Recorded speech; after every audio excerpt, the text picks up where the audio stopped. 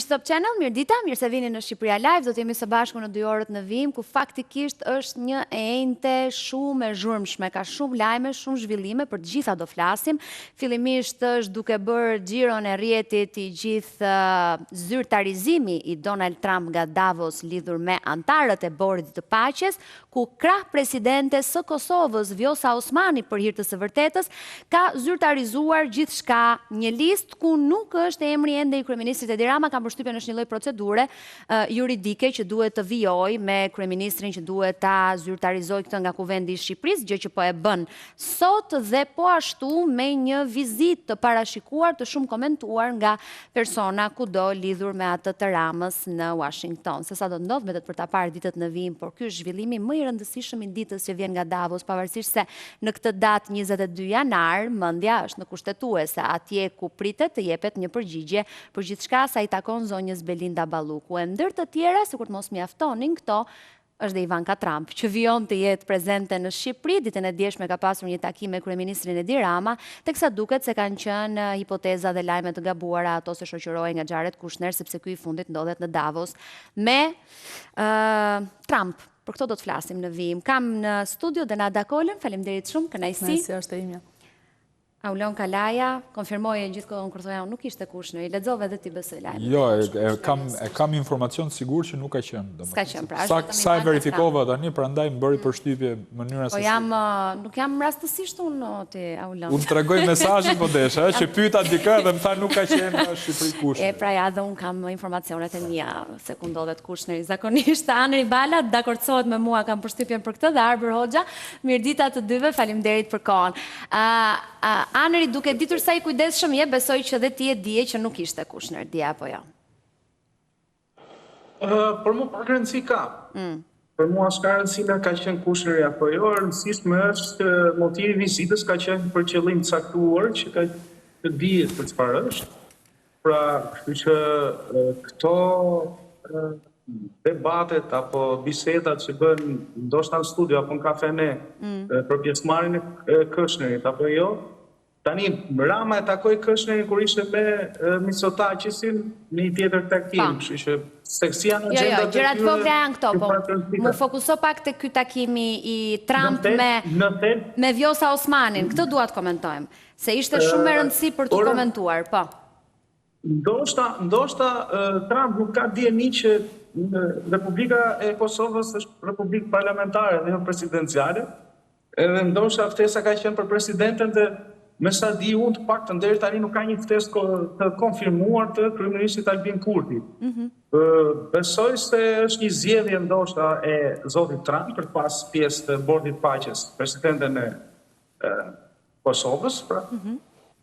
Është zgjedhje që nuk e di se në ç'kushte e ka marrë administrata Trump, por e kemi parë dhe lidhjen ose si thua afilacionin e tij me zonjën Osmani, edhe në takime tjera që ka qenë më i ngrohtë, ose më i pranueshëm, ose më i afrueshëm se sa me kryeministin Albin Kurti, kështu që të vetmi që kanë konfirmuar të paktën në Ballkanin Perëndimor me sa dihet deri tani, pesën në aq vende sa kanë qenë që kanë marrë shtet, pra janë mbi 50 vende. Pse do kaq shumë Trump Vjosa Osmanin?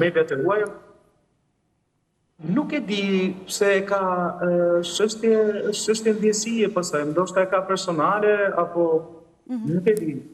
Besoj se është ndjesi që e ka marrëdhënie më të sinqert me të, ndoshta se sa me qeverinë e zotit Albin Kurtit.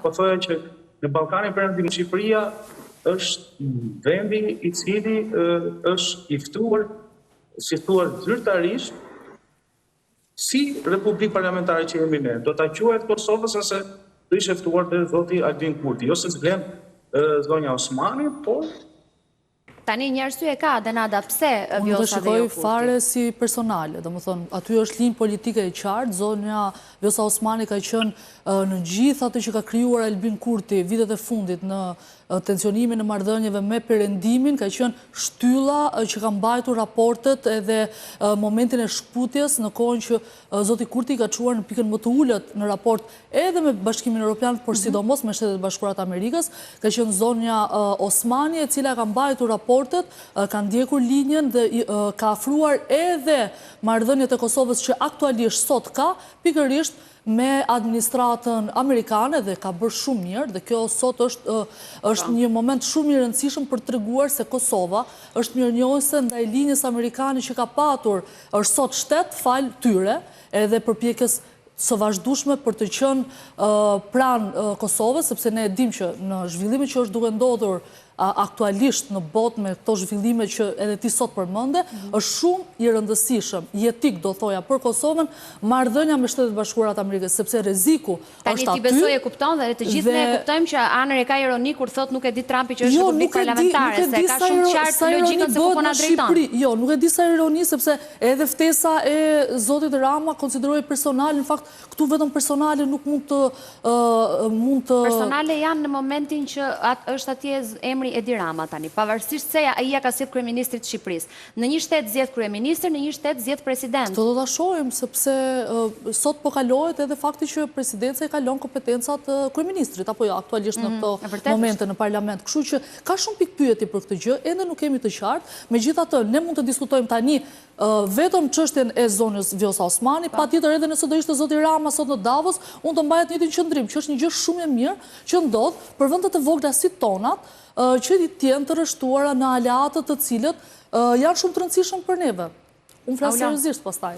Si duket video takimi i afërt, duhet thënë, ka pasur një shtrëngim dore, pastaj edhe në momentin që ai tregon gjithë bordin e paqes, antarët deri tani, ta sqarojmë të gjë. Ka një moment kur kthehet dhe i kap dorën Vjosës pas përfundimit të gjithçka. Pra pavarësisht se ka takuar disa herë, është ajo që takon të fundit. Shiko, Shqipëria është pozicion jashtëloje për momentin, në gjithë të histori. Ky është lajm i keq. Do thoje këtë, po. Jo, patjetër që duhet them sepse kjo është e vërteta në fakt. Ajo që nuk më ka pëlqyer këto kohë median shqiptare ka qenë histeria e madhe që ishte ftuar zoti Rama në bordin e paqes dhe Kosova nuk ishte një ftesë. Gëlloi një ditë e gjysmë kjo historia në Shqipëri dhe neve duhet ishim të gëzuar në rast se do ftohej Serbia për shembull, po jo Kosova. Ne dhe Kosova jemi një. Media afër qeverisë që madje un kam pasi debat me i deputet Partisë Socialiste dhe tha që Kosova nuk ka ftesë, ka vetëm Shqipëria. Unë mendoj që këto janë autogola që ne bëjmë. Ne duhet jemi në politikë të jashtme në një hap me Kosovën. Përsa i takon zonjës Osmani, zoti Trump po man anë. Nuk ka gabime të tilla në politikë. Pra nuk jam me Kurtin, jam me Vjosën. Patjetër, ky është mesazh shumë i qartë dhe nuk e ka thënë vetëm tani. E ka thënë disa herë tjera, ajo pati mundësi sot të tregonte disa fjalë në vesh, jam shumë kurioz se ç'a janë. Po pra, ja ky momenti këtu është fantastik tani që flasin. I flet Vjosa, ai e dëgjon me shumë vëmendje. Patjetër dhe zgjati shumë se zakonisht ne e dim që janë disa sekonda këto bisedat. Po dëgjonte me vëmendje ai, si të përgjigje, po. Dhe shiko, me këtë zotnin për shembull ka zgjat shumë pak dhe duket sikur po e përcjell, domethënë, ndërkohë me zonjën Vjosa, me presidentin e Kosovës ishte i bisedë më e dashur, domethënë. Ka qenë e vetmja zonjë në atë panel.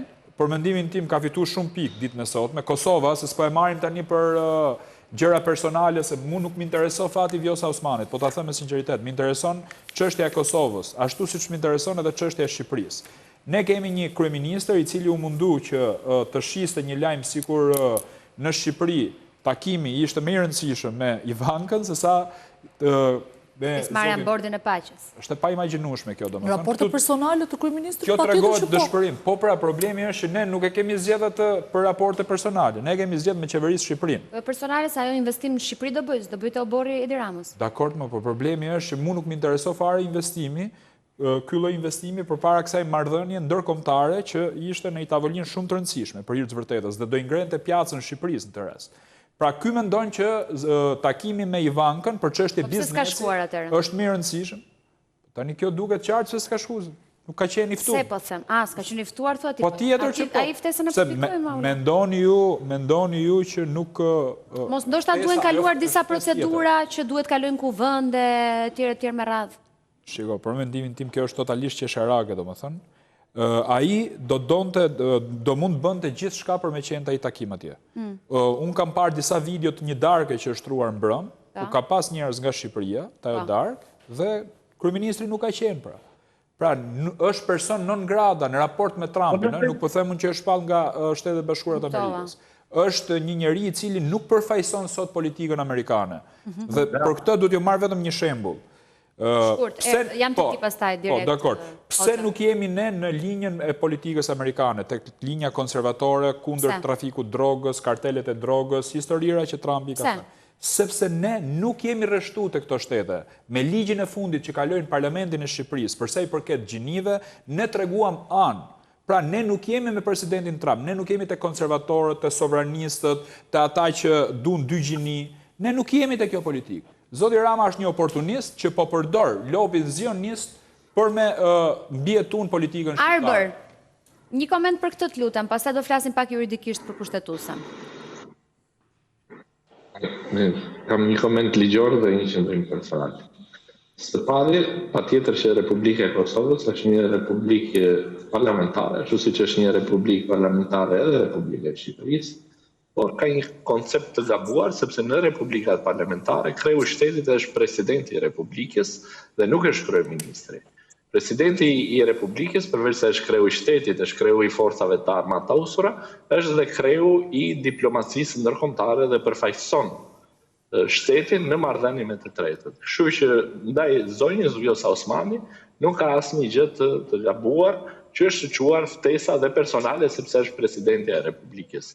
Ndërkohë që besoj që zoti Kurti nuk është kryeministër i ndërkombëtarëve, është kryeministri i shtetit Kosovës, i Republikës Kosovës, dhe ky është qëndrimi im personal dhe opinioni im personal. Besoj që pas burit që ka formuar shtetin shqiptar në 1912-ën, Ismail Qemalin, Albin Kurti është patrioti më i madh të paktën në kohëve moderne të sotme dhe shqiptari më i madh. Megjithatë ky është qëndrimi im personal. Pra nuk ka asnjë gjë të keqe që është ftuar dhe antiligjore apo antikushtetuese për aq kohë sa presidenti Osmani është kreu i shtetit të Republikës së Kosovës. Tani vim te Shqipëria. Ajo që është bërë ndaj zotit Rama, besoj që patjetër që kanë nevojë për një miratim nga parlamenti dhe kompetencat e presidentit duhet i kalojnë kryeministrit.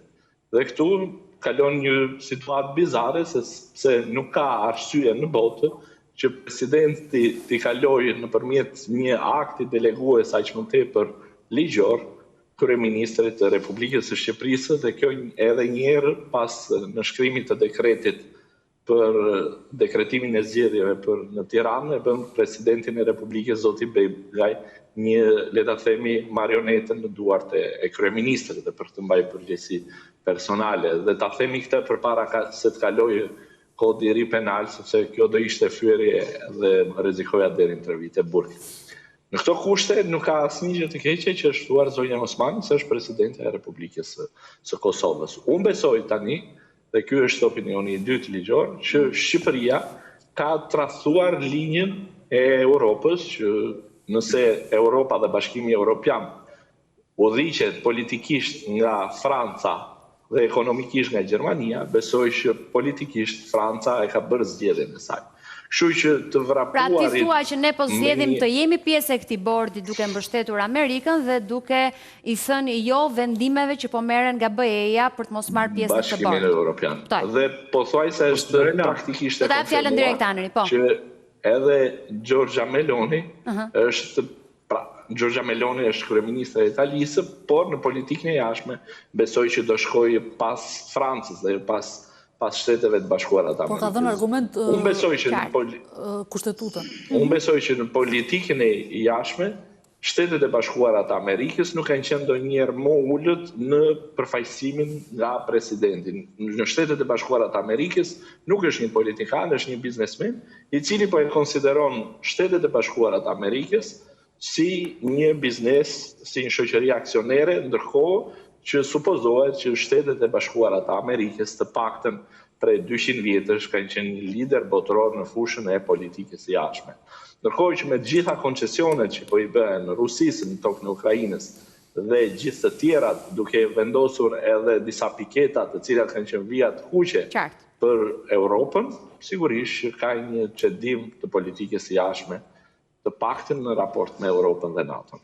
Shumë shkurt, Anri, se ma kërkoj fjalën, a ulon do thojë diçka për këtë? Po. Jo, të kërkova sepse gjova zotin Hoxha dhe mbi narrativin që përdorin në aspektet ligjor ose të kompetencave, tha që nuk ka asgjë të keqe që të jetë zonja Osmani dhe të mos jetë zoti Albin Kurti. Absolutisht po. Problemi është në rastin e se më intereson shumë Kosova në raport me këtë takim, se sa më intereson Shqipëria për të përcaktuar. Në rast se themi zonja Osmani mori ftesë personale nga zoti Trump dhe është ajo personi i duhur për shkak të diplomacisë që bën, sekretari i shtetit diplomacisë që ka vendit. Atëherë pse zoti Trump ka çuar ftesë Edi Ramës dhe a do kishte mundësi për shembull presidenti Baran Begaj që mos jepte kompetencat diplomatike në këtë bord paqe në aspektin ligjor ose kompetencave zotit Rama. Pra, me këtë zoti Hoxha po thotë që ftesat kanë qenë personale. Pra, për zonjën Osmani dhe kanë qenë e zgjedhur posaçërisht nga zoti Trump dhe për zotin Rama e zgjedhur posaçërisht nga zoti Trump dhe nuk janë institucionale. Këtë po pranon pak të ndukje nga retorika që dëgjovon. Regjia, do më ndihmoj pak me atë. Koment çfarë ishte? Nuk ka problem. Si do të do t'i kthesh përgjigje. Do t'i kthesh përgjigje. Ktheja. Shkurt. Nuk bëra po shkurt fare. E para nuk është narrativën, citova Kushtetutën e Republikës së Shqipërisë dhe Kushtetutën e Republikës së Kosovës. Pra nuk e pyeta ishte, pyetje koment çfarë ishte. Ti ktheu një përgjigje. Ideja besoj se ai qartë. Jo ka rëndësi se për aq kohë sa jo si ishte fare i qartë, ishte komplet mirë. Okej, e lëm pa përgjigje, ju lutem. Jo pyetje, nuk kemi minuta. Një fjali. Po pra, Trump deklaroi para pak minutash dhe tha që unë një 2-3 lider nga këta që kam ftuar tha nuk i duroj fare. Gjykoj që një nga ata po patjetër, një nga ata që s'duron është Rama, po. Patjetër se kjo s'diskutohet. Është personi që e ka qyt nuk e do. Vendos në pikë pyetje marrëdhëniet SBA-Shqipëri. I jep një kredit zotit Rama me këtë që në ato 2-3 lidera, domethënë nuk e kuptoni që e llogarit, aq shumë llogarit sa e ka i natë. Kjo është e vërtetë. Nga 65, kush janë liderët e tjerë? Ne për këtë jemi për të komentuar se çfarë thaj, apo na ke ftuar për këtë. E para, e dyta. Se mendon një replikë. Na i thuaj, Anel mund të thosh 2-3 që janë. Lukashenko tjetër. Lukashenko është Putini. Mund të jetë ai Vietnami. Ke gabim, Putini nuk është Putin. Putini ja kishte qëndisur mirë edhe sulmin e Groenlandës. Tani, një sekond vetëm për t'i dhënë përgjigje për politikën e jashtme. Edhe Macronin se doj. Në rast se po Macroni nuk do shkoj. Në rast se ka një pikë më të lartë të politikës jashtme Shtetet Bashkuara të Amerikës është kjo, në doktrinën e Trumpit. Pra kemi kaluar nga doktrina Monroe në doktrinën Trump. Vetëm nuk po kuptojmë se çfarë po ndodh tani. Nuk është armiku Rusia. Armiku është Kina. Dhe ajo që po ndodh tani është krejt e qartë. Kemi marrëveshjen e Alaskës, në rast se ne do t'i hyjmë dhe të çmontojmë marrëveshjen e Alaskës, do kuptojmë se çfarë do ndodh në botë në vim. Pra, është një president i cili po i kthen lavdim të Shtetet Bashkuara të Amerikës, është shumë i fortë në politikën e jashtme dhe ai po udhëheq botën tani. Pra, kemi president i cili është president i botës, jo i Shteteve të Bashkuara të Amerikës. Sepse të gjithë po komentojmë atë dhe është njeriu që i ul palët në tavolinë, është njeriu që ka prodhuar më shumë paqe tani dhe vitet në vijim do jenë vitet e paqes, nuk do ketë më vite lufte. Çfarë kërkoni më nga Shtetet Bashkuara të Amerikës? Lufta në Ukrainë mbaroi mbrëm, thot Arbri. Për shkak të bërërisë të Trumpit. Nuk do ketë luftë më, ke planin e paqes, paqja në Gaza ishte gjëja më kryesore që ka thënë. Nëse është pak qesharake që tek ky plani i paqes është edhe Ukraina dhe Rusia, lutem. Kjo është forca e Amerikës. Po, patjetër. Më paqësorët, janë më paqësorët. Tani ai ka fuqinë për me ul tavolinë gjithë palë. E pritin në Alaskë dhe nuk e arrestoi dot. Cila është fuqia e Trumpit? Fuqia e Trumpit është marrëveshja, zotëri, ja kupton. Qa e quni në politikën? Qa e quni politikën me Mark Kallashin Trumpi me vra Putinin? Politika është marrëveshje. Ai ka marrëveshje me Putinin edhe shumë shpejt do këto do jenë vitet e paqes. Doktrina e Trumpit, merr lexoj 20 pikat që ka fituar zgjedhjet në Amerikë, MAGA, se qa është politika MAGA dhe do e kuptosh se qa, edhe me tarifat, edhe me qa po ndodh me Europën. Ai, po pse 12.000 ushtarët e Gjermanisë do ta mundin Trumpin që çojnë në Groenland? Seriozisht e ke, se po flet për Europën. Çfarë Europa ka marrë fund? Prandaj edhe Shqipëria duhet të jetë euroskeptike. Prandaj shumë mirë që do kalojmë parlament marrëveshja unë jam pro Amerikës. Me që jemi për parlamentin, shkojmë në lidhje direkte te parlamenti, Agron Shehaj na dëgjon në këto çaste, e kemi në një lidhje direkte, zoti Shehaj Mirdita, çfarë mendoni ju në parlament për këtë takimin e Trump me Osmanin, bordin e paqes, a duhet apo jo Shqipëria të jetë pjesë, a do paguajmë apo jo atë shifrën? Ma thoni pak mendimin tuaj. Absolutisht Shqipëria duhet të bëj pjesë. Ne si Partia Mundësia do votojmë në favor të projekt ligjit për pjesëmarrje në këtë organizatë të re ndërkombëtare, por është e qartë gjithashtu që është bërë shumë propagandë me këtë ftesë që ka ardhur Shqipërisë në fakt dhe jo kryeministrit, sepse kanë tentuar ta përdorin këtë ftesë si mënyrë për të një farë mënyrë për të treguar që ata kanë mbështetjen, që Edi Rama ka mbështetjen e Trumpit dhe mund t'i shpëtojë drejtësisë nëpërmjet kësaj mbështetje. Tentuan ta shisnin si një ftesë personale, por në fakt ishte një ftesë që kishte ardhur Shqipërisë, një ftesë që kishte ardhur shumë vendeve të tjera të botës. Gënjyen kur thanë që Shqipëria është një vend themelues i kësaj organizate, sot doli që nuk është një vend themelues, por mirë do ishte të kishte qenë një vend themelues, por ajo që është e rëndësishme është që nuk mund të përdorin këtë ngjarje si një mënyrë për të justifikuar dhe për të treguar që ata po i shpëtojnë drejtësisë. Shqipëria sot është një moment shumë të rëndësishëm, është një moment historik. Kemi të bëjmë me veprimin në fund të drejtësisë, po i vjen në fund pandëshkueshmërisë sot në gjykatën kushtetuese do merret vendimi në lidhje me fatin jo e Belinda Ballukut, po e një pushtetari apo pushtetare e cila është kapur duke vjedhur, për të cilën Spaku dyshon se ka abuzuar me fondet e shqiptarëve. Ky është një moment shumë i rëndësishëm. Ta duan thjesht ta përdorin mbështetjen apo këtë ftesë për të bërë pjesë e kësaj organizate ndërkombëtare si armë kundër drejtësisë. Senada Kola ka një pyetje për ju. Zoti Çejaj, ju referuat edhe asaj që po ndodh në gjykatën kushtetuese në këto moment. A besoni që do të ketë një vendim sot gjykata dhe nëse po, cili është vendimi që ju prisni? Dhe a do zhgënjeni nëse do të jetë një version ndryshe nga ai që ju pretendoni që duhet të ketë? Unë personalisht mendoj që gjykata kushtetuese duhet të zgjedhë nëse është me drejtësinë apo nëse është në mbrojtje të korruptuarve. Keni informacion se çfarë do zgjedhë? Që ka dorëzuar Edi Rama. Unë nuk mund të kem informacion se çfarë do zgjedhë. Unë di që ka shumë, thashë theme, përflitet për një eskamotazh të mundshëm që do të gjej gjykata kushtetuese, të fitoj kohë, të drejtohet Komisionit të Venecias. Nuk e di sa e vërtet është, por fatkeqësisht ne e dim që kjo është një betejë shumë e vështirë dhe gjykata kushtetuese duhet të tregojë kurajo dhe duhet të marrë një vendim në interes të Shqipërisë, në interes të ardhmes së Shqipërisë, sepse Shqipëria nuk ka të ardhmen se nuk ka drejtësi. Dhe vendimi sotshëm prandaj është historik, sepse ka të bëjë me të ardhmen e Shqipërisë. Qartësisht, Anri do të bëjë një ndërhyrje? Jo, Agroni është larguar nga PD-ja, po PD-ja nuk ka dalë kur nga Agroni, se flet me të njëjtën kaset, njëjtën retorik dhe mua më vjen keq.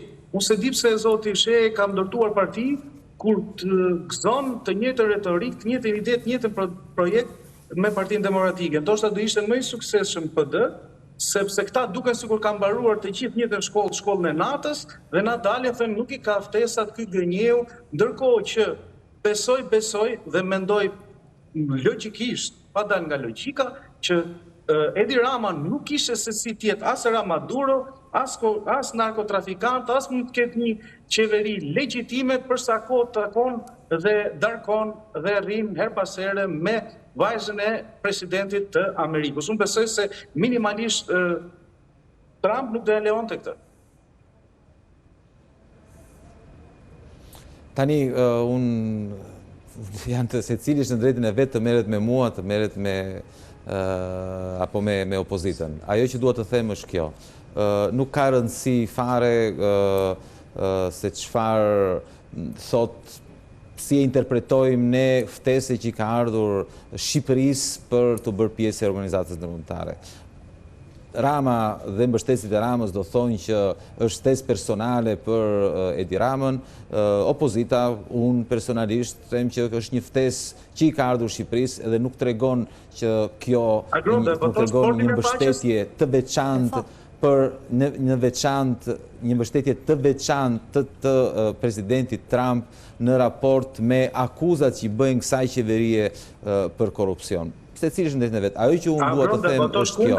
Ne sot jemi absolutisht e kam thënë, e votuam në komision dhe votojmë. Shiko, nuk ka asnjë nuk besoj se 90% e deputetëve do votojnë pro dhe s'kan si pse të votojnë pro në këndvështrimin tim, pastaj secili ka mendimin e vet, s'ka si të mos të votojnë pro kur demokracia më e madhe në botë, jo vetëm demokracia më e madhe në botë, po garantuesi dhe i demokracive të tjera në botë na kërkon që të bëjmë pjesë e një trueze, ne duhet jemi krenarë që na ka ardhur kjo ftesë dhe jo më tani të diskutojmë duhet të bëjmë pjesë apo s'duhet të bëjmë pjesë. Por mos t'i ngatërojmë gjërat. Ky është një moment historik për botën, qartësisht. Por nga ana tjetër për Shqipërinë ka një tjetër moment historik, i cili i interesojnë qytetarëve të thjeshtë, duan të dinë, shqiptarët po shohin, duan të kuptojnë, do marri fund apo jo pandëshkueshmëria në Shqipëri. Politikanët e korruptuar do dalin para drejtësisë apo s'do dalin para drejtësisë? Do pezullohen ndërkohë nga detyra, ndërkohë që dyshojnë se kanë abuzuar me fondet, apo do vazhdojnë të qëndrojnë në detyrë siç ndodh sot, rëndomt, janë drejtorat e vazhdojnë të qëndrojnë në detyrë pavarësisht se janë të hetuar, pavarësisht se janë të pandehur, pavarësisht se janë në burg. Ja ta mbaroj. Jo, se Zoti Shej nuk të sheh, prandaj. Nuk pajtohen, Zoti Shej nuk pajtohen me Zotin Shej, sepse ta sqarojmë dhe për opinionin publiko si Dorela për ato që nuk e kuptojnë. Nuk merr fund me gjykatën kushtetuese as procedimi ndaj zonjës Balluku, as vazhdimi i hetimeve, as ngritja të akuzave tjera, as gjykimi dhe as ndërprerja e fajësisë ose pafajësisë, sikurse duhet prezumoj prokuroria në të njëjtën kohë. Gjyqi do vazhdoj ose procedimi do vazhdoj. Këtu po flitet në kompetenca të prokurorisë, pra të gjyqësorit, po ta quaj që nuk është as gjyqësorje, sepse prokuroria në vendin tonë ka kaluar kompetencat dhe gjyqësorit, ka hyrë dhe te legislativi, do hyrë dhe te ekzekutivi, pra ka kaluar tjera kompetenca, nuk ka mandarje pushtetesh, këtu nuk diskutohet a do burgoset zonja apo jo. Këtu as fajësia zonjës, këtu diskutohet pezullimi. Pra pezullimi s'ka të bëj fare që kjo vjet apo jo, dhe me pretendimet e Zotit Shejaj, nëse këta do kishin dashur, unë besoj, pavarësisht se thuhet që këta e kanë pasur akt ekspertimit, pra bisedat me zonjës Balluku dhe Zotit Berberi kanë pasur, unë besoj se ekspertiza ose akt ekspertime ka përfunduar, ndoshta vitin e kaluar, po këto biseda e kanë pasur kur është konfiskuar ose sekuestruar telefoni i Evis Berberit. Dhe nëse këta do kishin hallin se zonja Balluku do kryen të vepra tjera penale. Qartë, që mos ndalemi shumë gjërë gjatë, se e kemi thënë një 5.000 herë. Nuk ishin, më fal, nuk do të kishin varritur 2 vjet procedimin penal, qofse ishin aq të zellshëm për të penguar korrupsionin shtetëror, do ta kishin bërë që në fillim. Shejaj, nuk kanë sens. Që mos stërzjatemi një debat që nuk është se do vendosim. Vala përcakton metodat e prokurorisë si do hetoj prokuroria, përpse këta do pyesin këta prokurorët se si hetohet? Po ç'është kjo punë shumë, ky po i tregon prokurorisë se si hetohet. Domethënë ti mendoj që për me ndal korrupsionin duhet bëj prokuroria atë që thu ti. Po seriozisht e ke tani këtë? Ja, se mendoj. Jo. Ti këtë po thu pra. Ti po ti ai e prokuror spaku. E ke gabim. Do të ngatron. Si e kam gabim, po dëgjova me vëmendje, por ti po i tregon spakut si duhet me jetu, e kuptoti ku je. Po ata kanë mënyrën e vet. Ata thanë një herë për supervizionin, pastaj thanë euro, pastaj thanë lotin e parë, pastaj thanë rruga Thuman Kashar. E diti që janë si të gjithë tendrat që ka dhënë Belinda Balluku? Tani a mund të flasim për se i kemi thënë një herë tonë. A mund mos përsërisim? A mundem të drejtoj një pyetje Anëri, të lutem, Anëri mos e bëj debat. Të drejtoj një pyetje Zotit Shejaj. Zoti Shejaj, a e besoni ju këtë që opozita ka pyetur Ramën pse nuk je në Davos dhe Rama thotë zgjodha vajzën e Trump me lejen e tij? Pse mendoni ju që s'është Rama në Davos? Ja, këto janë batuta qartësisht, janë totalisht të parëndësishme. Të thuash që një kryeministër të thotë që kanë takuar, kanë bërë takimin me porosi të presidentit të Shtetit Bashkuar të Amerikës, për mua është jashtë çdo logjike, qartësisht gënjen. Po janë batuta që nuk janë fare të rëndësishme. Thjesht gënjen. Unë nuk e di se cilit besoj pastaj, nëse është në dorë të secilit që të besoj, nëse Rama ka bërë takimin me porosi të Trumpit apo jo. Unë nuk besoj se kjo është. Me gjyqin tuaj, me zotin Lapaj, çfarë u bë, se kam dëgjuar disa lloj teorish, disa që thon fituat ju, disa thon fitoi ai. Në Shqipëri është shumë e vështirë që të kuptohet dalje vërteta, edhe kur dalin vendime që janë publike, janë të shkruajtura. Adriatik Lapaj më odhi në gjyq me 2 pretendime. I pari ishte që unë kisha shpifur, kisha shpifur Gjoja sipas tij kur thash që ka marrë para nga krimi organizuar dhe është i përlyer në tjetërsimin e pronave në sistemin e korruptuar shqiptar. Këtë nuk e dija unë vetëm, po e dinin të gjithë, në fakt e dinin mediat, e dinin partitë politike, e dinin të gjithë. Unë jam i vetmi që thash të vërtetën. Pretendimi i dytë i Adriatikut ishte që ai ishte i ndjeri fyer, unë e kisha fyer. Do thotë që kisha lënduar dinjitetin e tij dhe personalitetin e Adriatikut me atë që thash. Gjykata ka marrë 2 vendime. Në një vendim ka thënë që unë jam i pafajshëm dhe çfarë kam thënë nuk është shpifje. Vendimi i dytë është që Adriatiku është fyer dhe për fyerjen, duke thënë atë që thash, për të cilën gjykata tha që nuk është shpifje, automatikisht janë të vërteta, më ka dënuar me 300.000 lekë gjob. Kjo është e vërteta. Kështu që e mirë, do japësh tani se ti biznesmenje. Për jush aty, shiko, për të thënë të vërtetën, jam i gatshëm të jap 1.000 ato 300.000 lekë. Jo, ma, zotë Sheh, ti do shkosh në gjykatë apelit, besoj, se do pajtohesh me vendimin, apo jo, do shkosh në apel. E më që ta zjasi tani kot. Si që ta zjasi, a i ka drejt. Unë në kushte normale do kisha vajtur pa diskutim në apel, por për mua nuk është e rëndësishme përplasja me Adriatikun. Unë kur kam folur për këtë çështje, kam folur sepse po ti isha unë do kisha shkuar në apel me thonë drejt. Jo ti ku të falë, ti ke kthyer 700 kuti. Për mua betejën e ka fituar zoti Sheh, se kishte betejë politike, kështu që në rast se nuk me zgjedh dëgjoj. Ju lutem. Për ta mbyllur. Çështja është, ajo që është e rëndësishme për mua është fenomeni, do të thotë ndërhyrja e krimit organizuar në politikë, mbështetje e partive politike, e deputetëve, ndërhyrja dhe përfshirja qartësisht në qeveri, në administrat. Ky është fenomeni, ky është problemi i Adriatik Lapaj. Por sidoqoftë, nuk e kemi vendosur akoma dhe mund të apeloj. Pastaj mos harrojmë që gjykata GKK-ja po bën një punë shumë të mirë në luftën kundër korrupsionit dhe ta ngarkojmë me pretendime jo u fyeva, jo su fyeva, jo më lëndoj, jo su lëndoj. Shuja e argjoni kohën një GKK-s dhe thoni pse i zvarrit pastaj çështjet e tjera. Zoti Sheh ju uroj punime të mbara. Në fakt, më fal. E di. Më fal, nuk shkova unë në GKK. Po, e di. Faleminderit shumë. Të përshëndes edhe seancë të mbar. Tani, për t'i marrë një mendim të lutem Arpër, do më ndihmosh pak. Po të lutem në mënyrë sa më të thjeshtë, se çfarë bën kushtetuesja sot dhe a ka vendim apo nuk ka vendim final nga kushtetuesja? Sot, sipas procedurës, gjykata kushtetuese, së pari duhet të dëgjojë kërkuesin, pra atë që e ka investuar gjykatën, i cili është këshilli i ministrave dhe përfaqësuesi i këshillit ministrave dhe i kryeministrit, ndërkohë më pas dëgjon prokurorinë e posaçme. Ajo që më bën përshtypje dhe është e pazakonshme është që gjykata kushtetuese fton dhe gjykatën e posaçme që të japë mendimin mbi këtë çështje. Unë besoj që sipas kushtetutës dhe ligjit, gjykata nuk mund të japë, pra gjykata e shkallës parë kundër korrupsionit dhe krimit të organizuar, nuk mund të japë mendim mbi vendimarrjen e saj, për aq kohë sa është shprehur me vendim. Dhe kjo ishte e pazakonshme që gjykata kushtetuese, dhe besoj është ndërherët e para, që thret një gjykatë tjetër për të dhënë një mendim mbi vendimarrjen e saj. Patjetër që prokuroria e posaçme është palë në gjykim dhe duhet të thërritej dhe përfaqësuesit e saj besoj që janë ndër njerëzit më dinjitozë edhe profesionalisht për të përballuar gjithë situatën.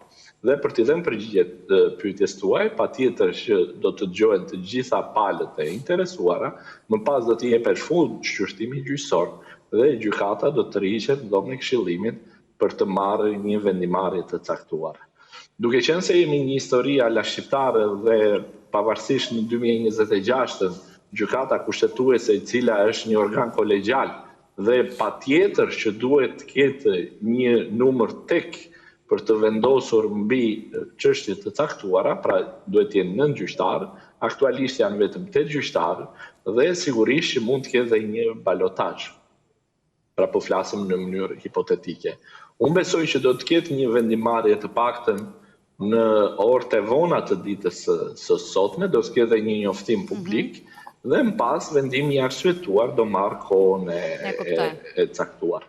Unë besoj që në qoftë se do të kemi një parashikim, unë besoj që pavarësisht pezullimit që i bën, pra mos u dukur edhe si lojë fjalësh, unë besoj që gjykata kushtetuese do të rrëzojë ankimin e Këshillit Ministrave dhe të Kryeministrit dhe pezullimi i zonjës Balluku do të qëndrojë në fuqi. Ky është këndvështrimi im dhe kjo është. A do të na bënte kjo ne arbër një republik prokurorësh?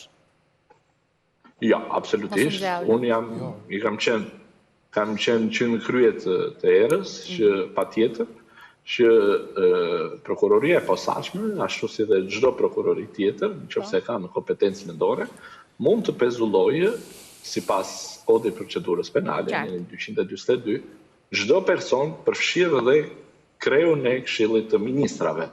Nuk mund të pezullohen përveç atyre dy që janë të vendosur në ligjin procedurial, që janë të zgjedhurit vendor dhe sigurisht deputetët.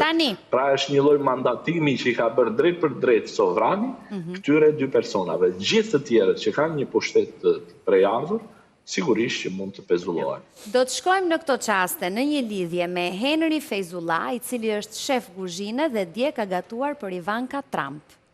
Henry, mirëdita. Mirëdita, përshëndetje, kënaqësi. Na trego pak se çfarë hëngri, se këto thashë themet duan njerëzit, po.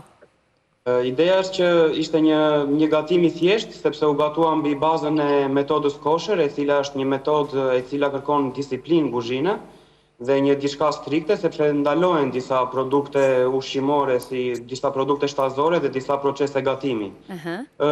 Unë nis me një amuzbush, me një misardhje të thjeshtë me pomodori dhe më pas vazhdoj me një sallatë jeshile me verdurat zonës.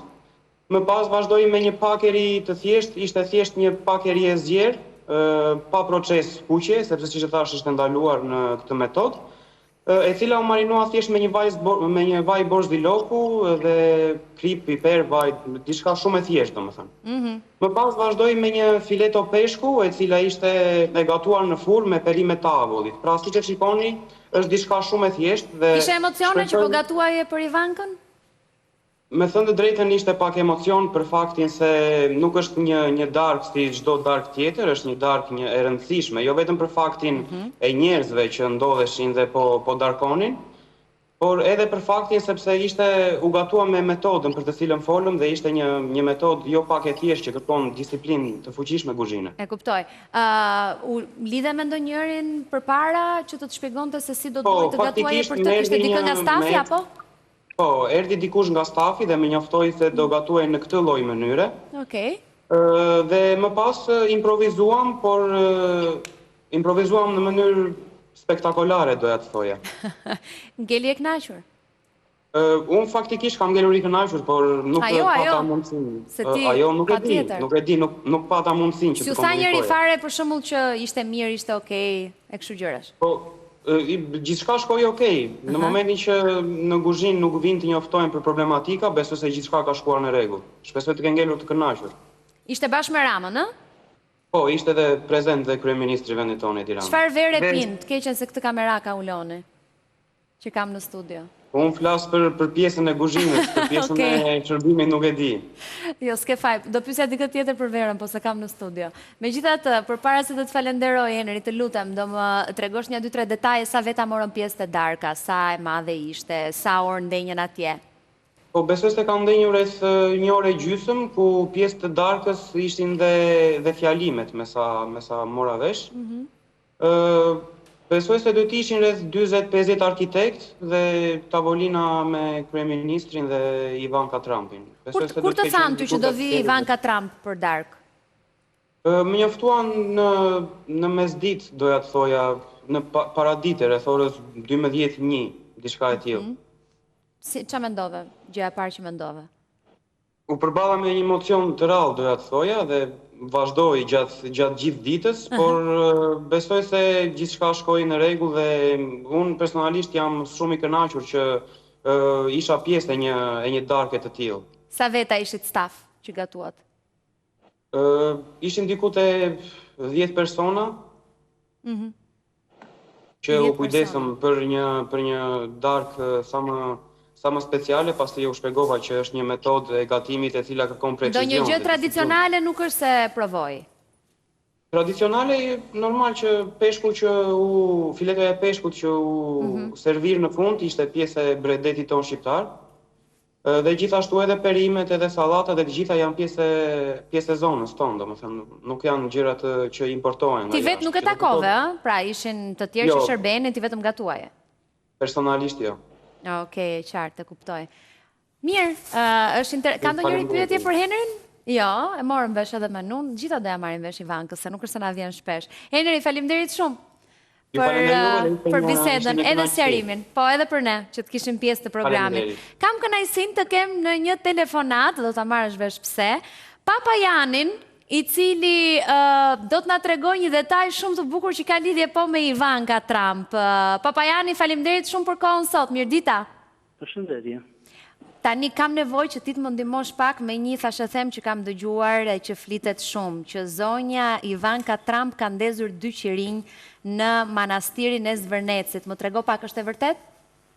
Pse sa thashë them, një e vërtet është. Okej, çfarë ka ndodhur? Edhe thonë të gjysmë më vërtetë më njoftuan se unë nuk kisha prezent. Që do të bëj një vizitë private si gjithë të tjerët, si një turiste, si një besimtare, si një vizitore, e cila kishte dëshirë të vizitonte manastirin në Zvërnec. Okej. Erdhën më përpara forcat e rendit, forcat e sigurisë ndoshta, morën masat dhe ajo erdhi si gjithë të tjerët, një njeri i thjesht, erdhi në kish, bëri ato që kishte për të bërë ritualet e saj, ndezi të qirinjve dhe largua si gjithë të tjerët. Ishte si gjithë të tjerët në ndezjen e qirinjve edhe në mënyrën e pagesës që bëhet për qirinjt? Shiko, këto janë gjëra udhëtira që cilat s'ka shë. Normalisht, edhe ajo është një njeri cila çdo gjë e bën normal të gjithë të tjerët, s'ka asgjë të keqe. Keni informacion nga kush shoqëroi apo vetëm nga njerëzit e saj? Jo, ishin njerëzit privat të saj. Unë nuk e di se fisha atje thash, por më njoftuan punonësit që kam atje dhe unë fola me punonësit e sigurisë dhe më thanë është pa protokoll një vizitë private e saj. Të erdhi keq që s'isha aty prezent në atë moment? Shikoni, ne jemi shqiptare dhe kemi dëshirë që njerëzit që na vinë nga larg dhe njerëz të mirëpresim, të kishim ofruar dhe diçka një mirëpritje tonë bujare. Si ishte në protokoll, s'është ndonjë gjë e keqe, s'ka pse të më ngelet qefi, apo të më vi keq. S'është ndonjë si gjithë të tjerët, besoj, përderisa ajo zgjodhi në mënyrën private, unë respektoj privatësinë e saj.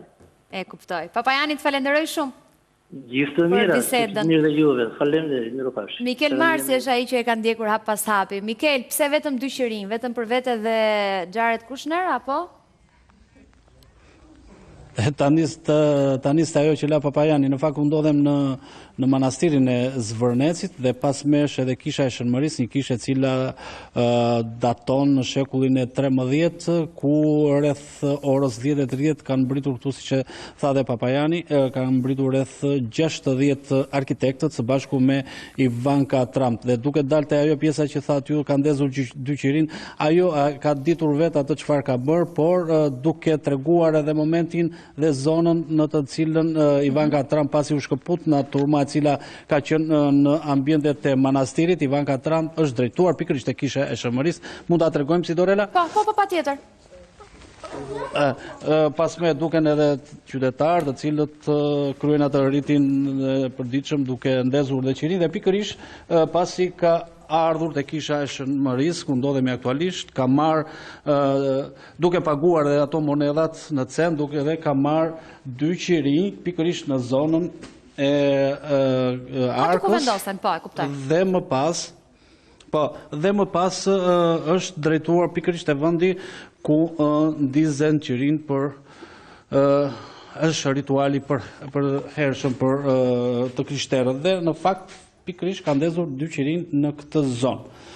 Në fakt duke marrë edhe shkas nga qëndrimi i saj pasi ka mbaruar edhe ritualin e ndezjes së qirinjve së bashku me 60 arkitektët, Ivanka Trump është drejtuar pikërisht në zonën e Porto Novës, është një zonë, një gjë i virgjin i cili ndodhet në perëndim të qytetit të Vlorës, aty ku ajo vijon prej më shumë se 2 orësh duke inspektuar së bashku me 60 arkitekte vetë këtë zonë, nuk di pasi rruga është e bllokuar, nuk na lejohet na policia që të shkojmë, por ajo vion të qëndroj atje duke inspektuar zonën së bashku me arkitektet vetë. Je fantastik, Mikel. Faleminderit shumë.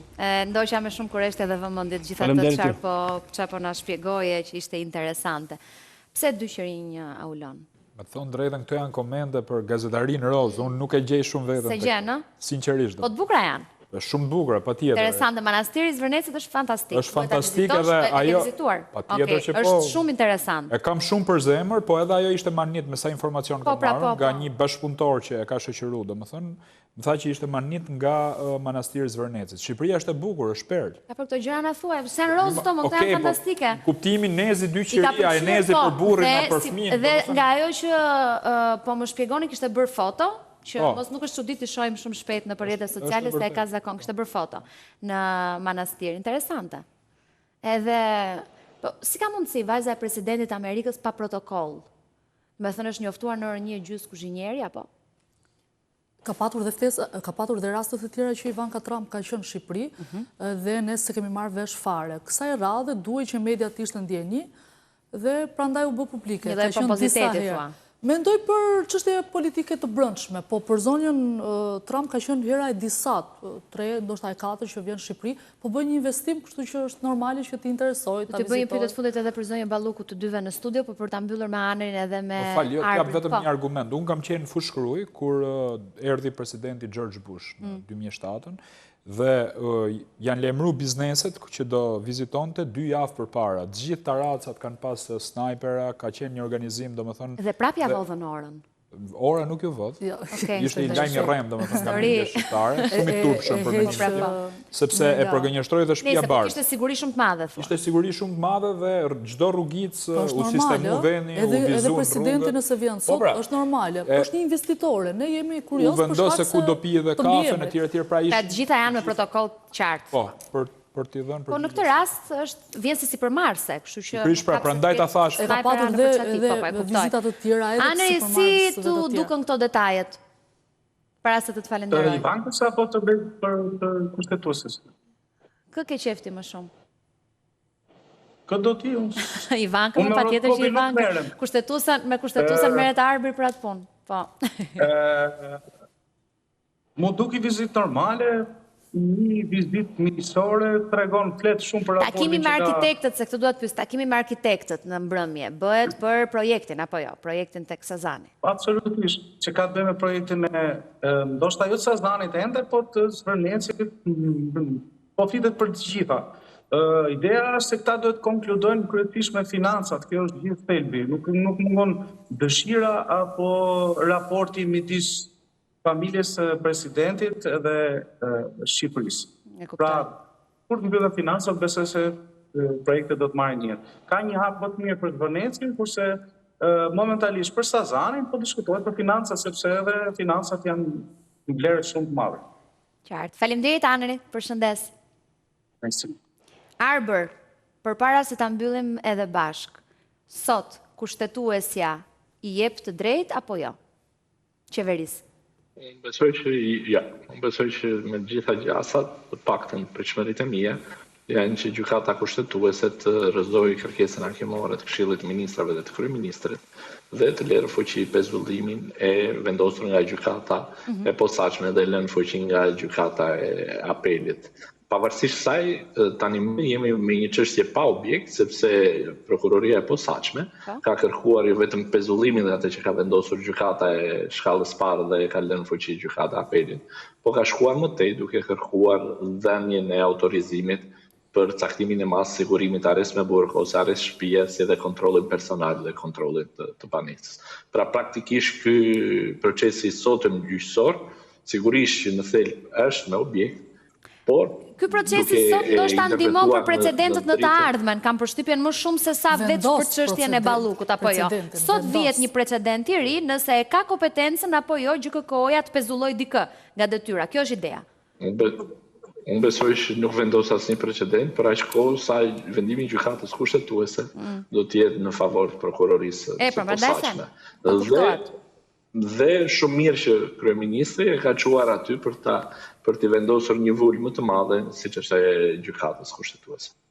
Faleminderit shumë Arbër, është gjithmonë kënaqësi. Përshëndes. Faleminderit. Në gjykimin tuaj, po shihesh po pajtohesh me këtë çështje e precedentit apo jo? Jam dakord, patjetër, domethënë sot vendoset një precedent ndryshe nga sa thot avokati, sepse nëse do të ketë një vendim ndryshe. Çfarë do vendim të merret, sot ka një precedent, ose që nëse vendoset pro qeverisë, ne shohim sot që gjykata e posaçme dhe SPAK ju thuhet që ju mund të hetoni, po deti qeverisë. Atëherë pse do duhet ishte këto institucione që duhet të kenë në fokus korrupsionin, nëse ne i vendosim që ka ca njerëz që nuk mund t'i marrim në këto masa pikërisht për korrupsion. Kështu që edhe sipas parashtrimeve që ka bërë sot SPAK-u, vetëm pak sekonda më parë, Sidorela, unë mendoj që do të duhej, pra, e drejta sot do të ishte që t'i jepej të drejtë gjykatës kushtetuese dhe SPAK-ut sa i takon çështjes Balluku. Latinët kanë një shprehje, ka qenë Ulpiani, një jurist shumë i famshëm në Romën perandorake, që thonte legibus solutus, i pa lidhur ose i pa kurzuar nga ligji. Çai pëlqen atij ka fuqinë e ligjit. Rama kërkon që të vendosë precedent. Pra, shkoni deri këtu, po deri këtu mos hetoni. Unë gjykoj që gjykata kushtetuese nuk ka integritet për me vendosë të çështje. Po ta presim se kështu tha edhe rastin e Veliet, po vetëm ta presim. Rastin e Veliet unë kam përshëndet. Po kjo është, po pra, sepse në atë rast... Më ke ndërhyr 3 herë dhe se kuptoj. Jo, hera parë, 2 herë fola komplet 3 herë. Më the që nuk e ka me Ramën, tani po më thu, unë nuk ndërhyr, tani unë kam me një... Mbaroj, Aulon. Unë e kam vendosë personalisht në lëvizje gjykatën kushtetuese dhe gjykoj që nuk ka integritet për me gjyku këtë çështje, sepse individet që janë aty, një pjesë e tyre janë totalisht kapur nga qeveria. Ne kemi gjykatë kushtetuese më dobët nga gjykata kushtetuese që kemi pas më përpara, dhe të mendosh që këta kanë fatet atë dheut në dorë, do vendosin për marrëveshjen e detit me Greqinë apo historira të tjera. Unë dua që sot kjo gjykatë të vendosi po ose jo. Në rast se kjo gjykatë vendos dhe e çon çështjen në Komision e Venecias, kjo do jetë një humje shumë e madhe për Shqipërinë, sepse këta njerëz ne i kemi zgjedh për me marrë vendime të vështira. Jo të gjithë vendimarrjet e vështira duhet i çojnë në Komision të Venecias për t'ia çuar topin atyre. Siç bën edhe në rastin e zgjedhjeve të 2019-s, që në fakt nuk ishin zgjedhje, por ishin votime. Kjo gjykatë duhet shprehet, mirë apo keq duhet shprehet. Menimi im është që është gjykatë më e dobët se ç'kishim gjykatën tjetër. Që e nisa me latinisht, faleminderit shumë. Denada, shumë faleminderit Aulon. Si ishte ajo latinisht?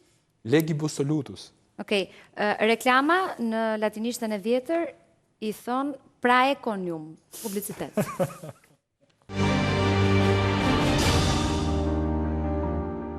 E pas një muaj ka ardhur dhe puthja e parë në Big Brother mes Kesit edhe Inës. Kam në një lidhje direkte Sara Hysenin, motrën e Kesit, dhe Redion Shtylla, gazetar. Mirëdita të dyve. Për para se të nisim bisedën dhe sigurisht Redion ti do ta mirëkuptosh që unë do ta nis me Sarën, shohim pak videon shumë shkurt të momentit dhe kthehemi ta komentojmë bashkë.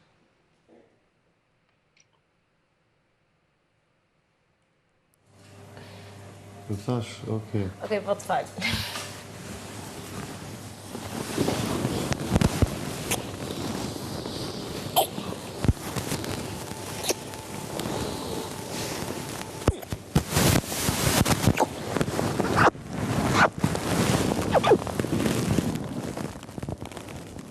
Sara, sa e pritshme ishte për ty që të ndodhte?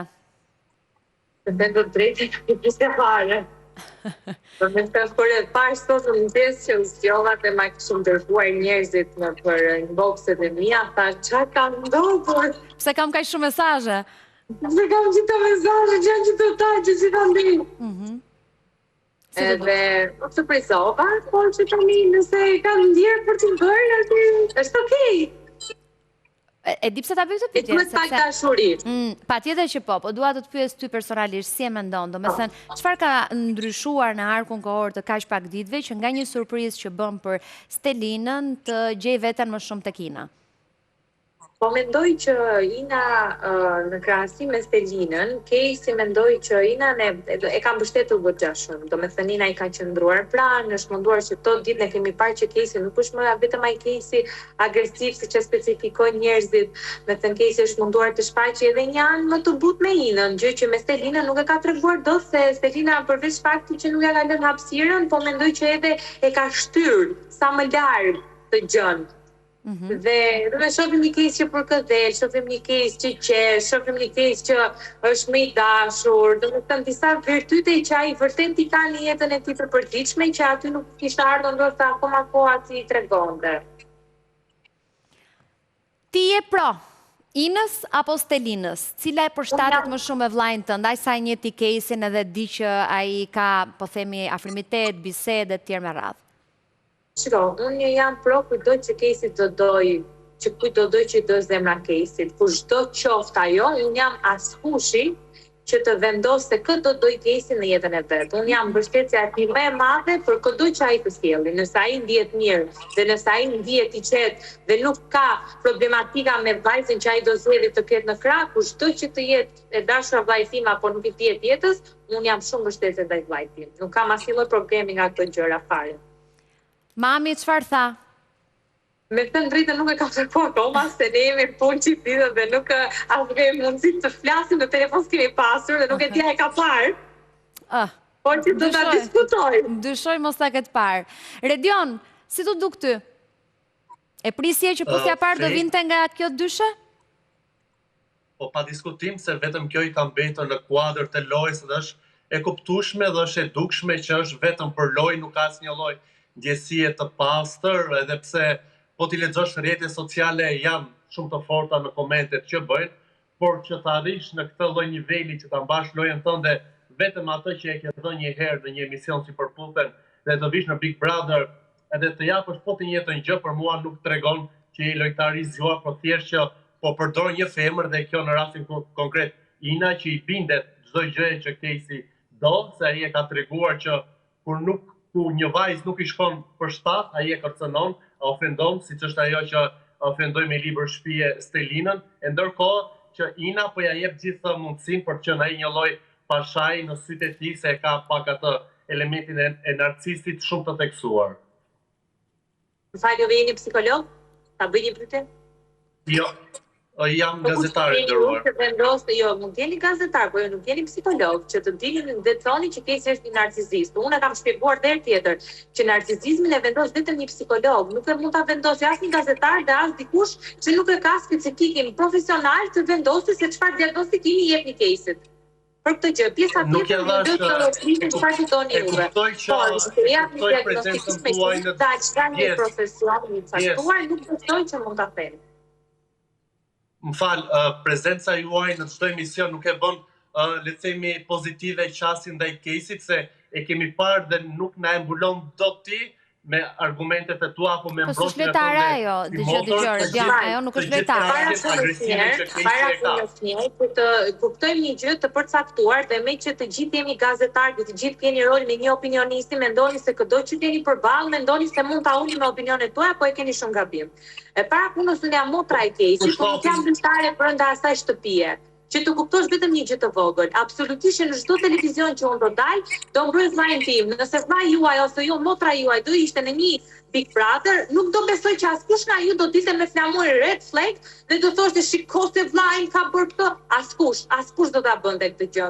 Ne po flasim për një puthje dhe unë dhash mendimin tim. Tani që të kalojmë ti, po pra te pjesa që i vure epitetin, okay. Vetëm te epiteti e ka.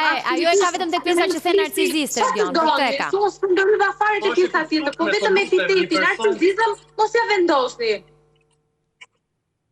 Po kërcënimi që bën Casey, si ti themi, të bukura?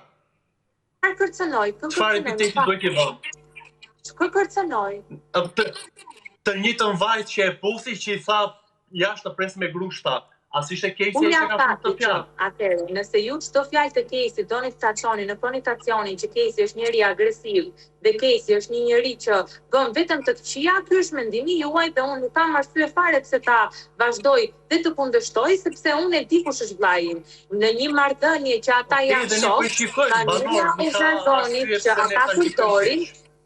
Më falë se nëse vazhdojmë dërgjim... Me avash, po, ta mbaroj Sara, pasaj ti Redion prap që të merreni vesh, sa nuk asë është se na leverdis në një debat i këtij lloji. Po, Sara, përfundoj dhe japun fjalën Redionit prap. Patjetër, unë me shumë kënaqësi dëgjoj çdo opinion mbi bazën e lojës së Casey. Thjesht më vjen vërtet keq që epitetet i vendosen nga njerëz jo profesional të asaj fushë. deri këtu, se ju keni opinionet që Casey është kështu, është ashtu, ka bërë gabim, luan një rol lojë të gabuar, loja ti është zgjedhur vetëm për të bërë një përputhje paralele. Këto absolutisht i dëgjoj dhe nuk filloj fare se janë opinionet tuaja. Ndërsa, për sa i përket faktit që thuani gjatë gjithë kohës që Casey është agresiv, unë nuk e shikoj këtë agresivitet, se me sa po shoh, Casey po shfaq vetëm dashuri me atë vajzë. Dhe nuk e di kë ka kërcënuar Casey, se me sa pash... E di që nuk do doja të ta bëja, të të vendosja në pozitë në këtë moment, po nuk kam këtë pyes tjetër se Casey se kam këtu jashtë. Erdhi keq kur e dëgjove ta fyente Stelinën, domethënë kishte një lloj dufi dhe... E kuptoj, patjetër që më erdhi keq në mënyra se si u shpreh, po mos ta harrojmë që ai është njëri me ndjenja dhe mbase në atë moment edhe mund ta harrojnë se ndodhen dhe një fjalë të pruar mund t'i dali pa dashje, më kupton se nuk e mendoj që Casey e ka thënë aty gjën që duhet marrë kaq po çka thënë se jo më përpara se dije Kristi doli aty dhe tha do të djeg me cigare më mball, edhe askush nuk del të flasi për këto, po flasim se Casey ofendon me një fjalë të pisët në zhargonin shqiptar. Pra të merrim pak dhe me faktor që vërtet janë faktor kryesor. Casey nuk ka bërë agravim të as kërkujt agresion me ngrit cigare dhe me afu tjetrit më mball, se mua kjo më duket anormale për shembull. E kuptoj. Redion, po thoje? Doja të të pyesja për mendimin tënd personal, për atë që dëgjove dhe e kuptova qartë mendimin. Po, Redion. Redion, që flasim pak për lojën më shumë se sa mendimet personale që ka njerëzit për Casey, që një pjesë e duan, një pjesë e pëlqejnë, një pjesë jo e tjerë me radhë. Unë dua të di mendimin tënd për një pikë. Ti po thoje puthja është fake dhe mbahemi pak tek loja. Ti thua kjo puthje i shpëton nga nominimi, pra i bën ata të mendojnë që jemi në një pozitë keqe në nominim dhe nxjerrim dikë tjetër jashtë loje dhe krijojmë ne këtë tonën. Çfarë? Po sigurisht që ata janë pjesë e një nominimi kur përballë tyre është një dyshe që le të themi është më e forta deri më tani në shtëpinë, që është Selin dhe Miri dhe nga ana tjetër është Casey dhe Ina. Pra kemi këtë lloj, le të themi, dy luftimi të dy çifteve të supozuar edhe pse Selin dhe Miri nuk është, por Casey dhe Ina janë tani më me këtë puthjen fake që kanë dhënë midis njëri tjetrit dhe pa diskutim elementi i lojë në atë shtëpi Big Brother, se është një reality show, është në trysnin për të bërë një veprim që ata mendojnë që mund t'i shpëtojnë një televotimi si ishin. Disa ditë më parë përsëri pjesë një televotimi dhe tani u dha kjo puthje në mendimin e tyre për t'i shpëtuar. Por kjo mbetet për të parë se sa do të vazhdoj dhe sa e pasur do të jetë kjo dhe pse në syrin tim nuk është as pak. Sa i vështirë është ky nominim për vllajën tënd, Sara? Mendoj që është një nominim i fortë. Casey për ta hyrë në atë shtëpi, domethënë çdo ditë pothuajse pra çdo prime ka pasur nga një nominim. Po ky është vërtet nominim i fortë sepse lojtarët që ndodhen brenda, Miri dhe Selina, ashtu dhe si Lorna, janë individ dhe personazhe që kanë hyrë që në fillim të Big Brotherit dhe ata e kanë bërë lojën e tyre. Pra deri në këtë pikë ku ne e dimë që Miri dhe Selin po themi janë si një lojtar i vetëm. Dhe Lorna gjithashtu e ka mbajtur afër Casey dhe unë shikoj që Casey është në një pozicion të vështirë dhe nuk po flet fare, domethënë po përpiqet që t'i shmanget situatave qoftë me Lorën, domethënë po përpiqet të rri asnjë anë sepse në fund të ditës është një publik që vendos dhe Casey në ata njerëz që e kanë afruar dhe ata njerëz që e kanë mbajtur afër kur nuk e të poshtë. Kush mendon ti Sara që rrezikon më shumë në këtë nominim dhe kush del sipas teje? Të them të drejtën, mendoj që loja mund të luhet tek Ina dhe te Lorna. Pra, ose Ina ose Lorna rrezikojnë. Mendoj, po, mbase mund të rrezikoj dhe Casey, kjo që s'diet asnjëherë, por mendoj që mund të jetë Ina dhe te Lorna. Redion, kush mendon ti që rrezikon? Besoj që vështirësia do të jetë midis Caseyt dhe Inës nëse do të marrim parasysh atë çfarë komentohet se ne impaktin e publikut e shikojmë në dy mënyra, në televotim se ka shpallur. Ti ke kuriozitet të njohësh më shumë Redion. Si shikues i Big Brotherit, kush të intrigon të njohësh më shumë për të? Nga 5 janë të nominuar apo jo? 5, po. Nga 5 të nominuarit. Pra hiq Mirin dhe Selinin që ti the janë një dyshe e fortë të tjerë me radhë. Tek të rrezikuarit që sheh. Ina, Casey, Lorna. Kë ke kuriozitet ta njohësh më shumë dhe kë më pak. Kështu renditi se ndoshta kështu arrim të kuptojmë ne. Për efekt loje, për të se çfarë do të bëjnë është padyshim Casey dhe Ina që duhet të qëndrojnë edhe ndoshta për treguar edhe fytyrën e tyre më të vërtetë edhe pse thuhet që mund të kenë një ndjesi reale për në një format si Big Brother. Sa kaq Lorna është ajo që është më e drejtë për drejtë me shpatë, i ka ato situatat me Mirin dhe me Selin, do t'jetë publiku ai që do të vendosi nëse do të shikoj këtë fake love story që ka lindur në Big Brother, nëse do të duan që ta shpëtojnë për herë të dytë Inën që e kanë paragjykuar dhe nuk e kanë dashur se u cilësoj si kur u fut në çiftin midis Selinës dhe Caseyt, mbetet për të parë në dorën e publikut, por për mua të vazhdojnë edhe pak për të treguar që deri ku shkon fytyra e njeriu për një lojë e cila në fund të ditës do të mbarojë edhe çfarë mbetet pas, është ajo që do të mbaj ty nëse do të jesh pjesë e ekranit.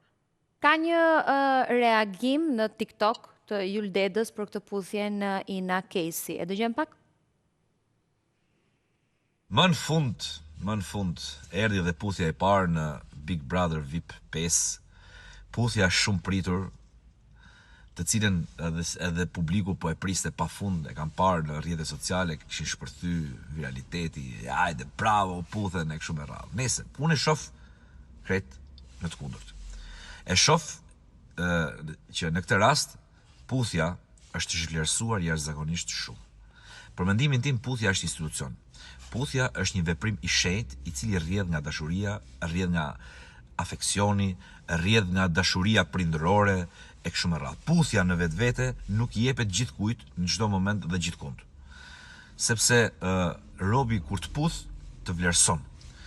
Pra, kemi puthje dashurie mes burrit dhe gruas, kemi puthje një dashurie më hyjnore që është mes djalit dhe nënës, mes vajzës dhe babait, mes motrës dhe vllait dhe anasjelltas. Pra, puthja është një veprim hyjnor ose veprim i shenjtë që vjen. Mirë, se është një pastaj reagim që vazhdon etj me radhë. Sara, jo domosdoshmërisht Yul Dedën, po si po i përballon ti dhe familja gjithë komentet kudo në rrjet. Po nëse do pastaj të ndalesh dhe ke Juli është zgjedhja jote.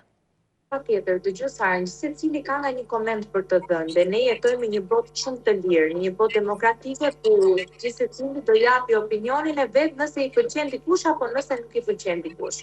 Unë nuk jam as kushi që të them që e ka gabim Juli, se ka gabim Sara, por di të them të gjë, mos ta specifikojmë këtë puthjen e Caseyt sikur çfarë ka ndodhur, se në fund të ditës nëse njeriu pëlqen një individ, mund ta puthë dhe ka të drejtën e botës të puthet me këtë dojë.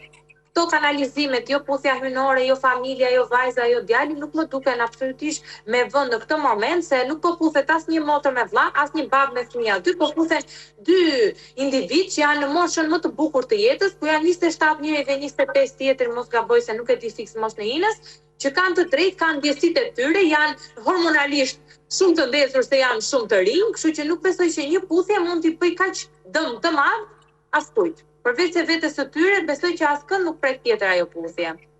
Alingelet për të parë nëse ky është një veprim që vjen nga dashuria apo nga një moment që e pëlqen të tërheqë, puth do ta provosh. Të gjithë kemi puthur, mos të bëjmë tani sikur s'kemi puthur asnjëherë dhe këto veprime që po shohim këtu janë Sara, nëse do kishe mundësinë t'i thoje Caseyt diçka në këtë moment, çfarë do i thoje? Që e dua shumë, edhe me zor po pres ta takoj. Okej. Nuk është se do kishe ndonjë këshill për shembull për lojën. Këshillat i kam thënë, këshillat që kam dashur t'i jap Caseyt është që thjesht të jetë pak më i qetë në lojën që ka zgjedhur të bëj.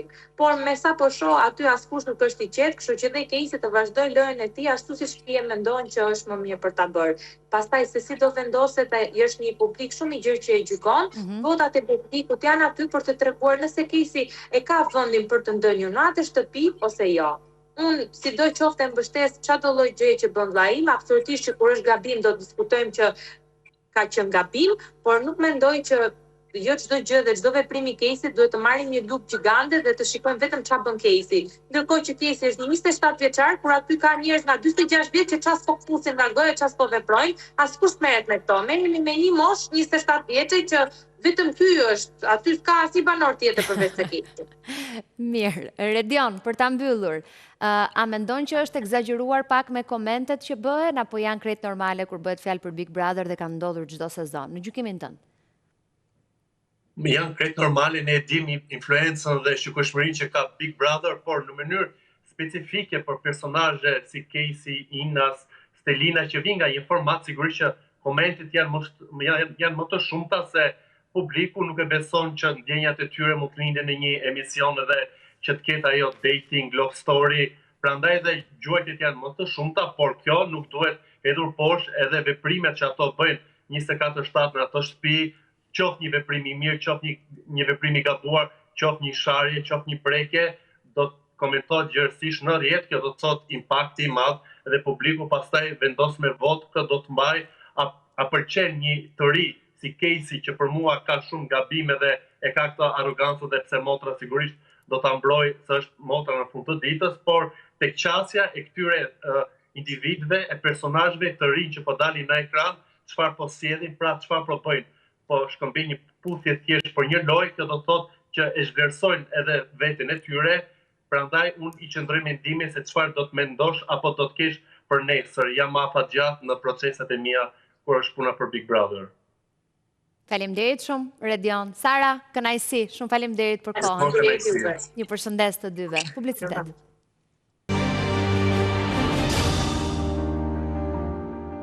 Kodi penal do të shpërsohet. Nëse parkoni dysh, rrezikoni burg. Fatmir Hasho është me mua në një lidhje direkte.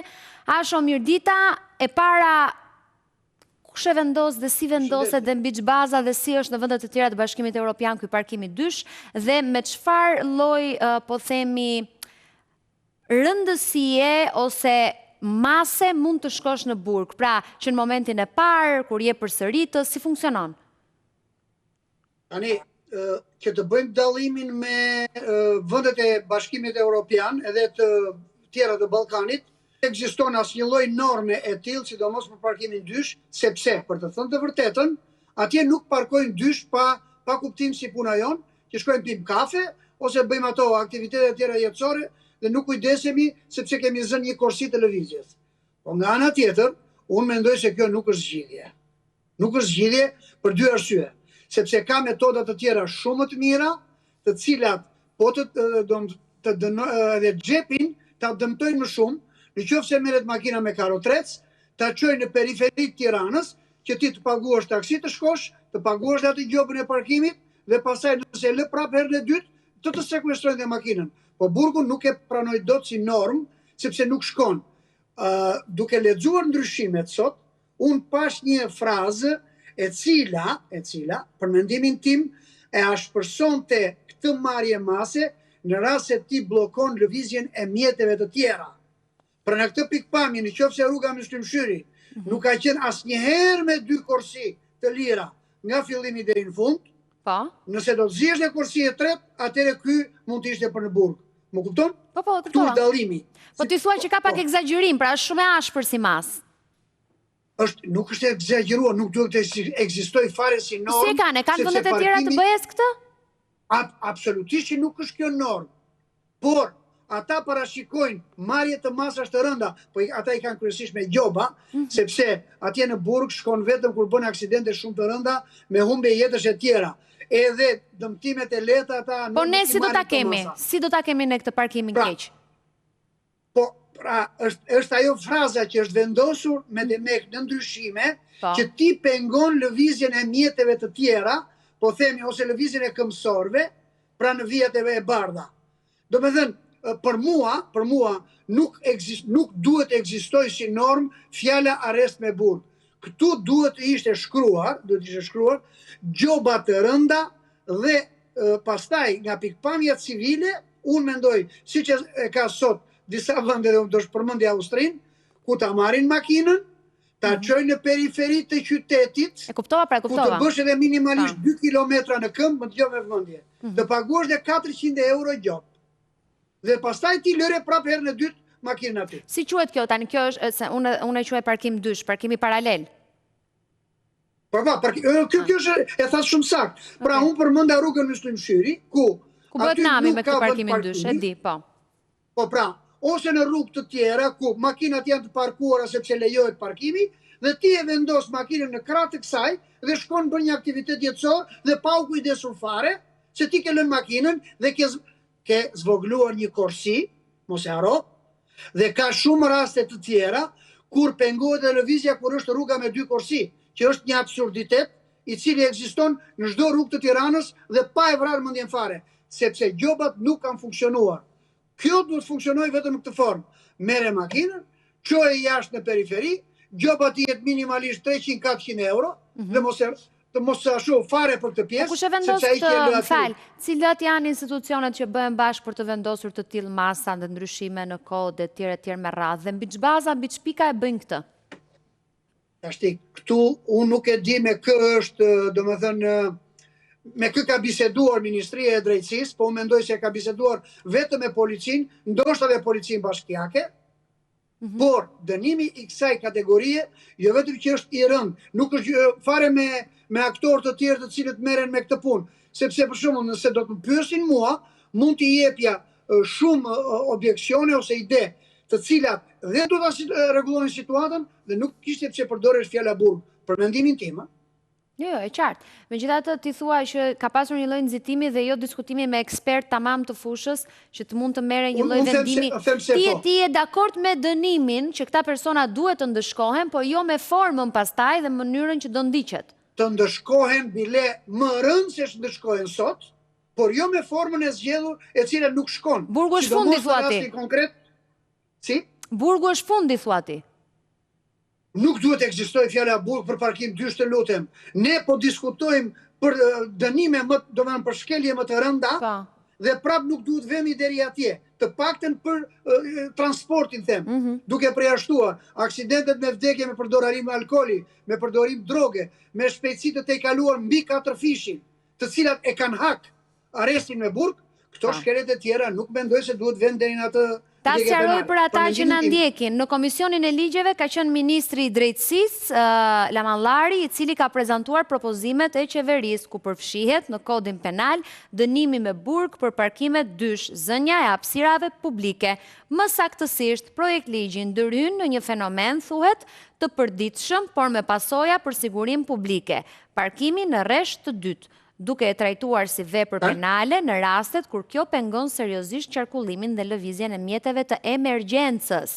Pra një sekond, nuk bëhet fjalë për çdo lloj parkimi dysh. Po pra, pikërisht, por ndërkohë, unë mendoj, kur është bërë paraqitja në Komisionin e Ligjeve, nuk e kanë sqaruar saktësisht të pjesë thua.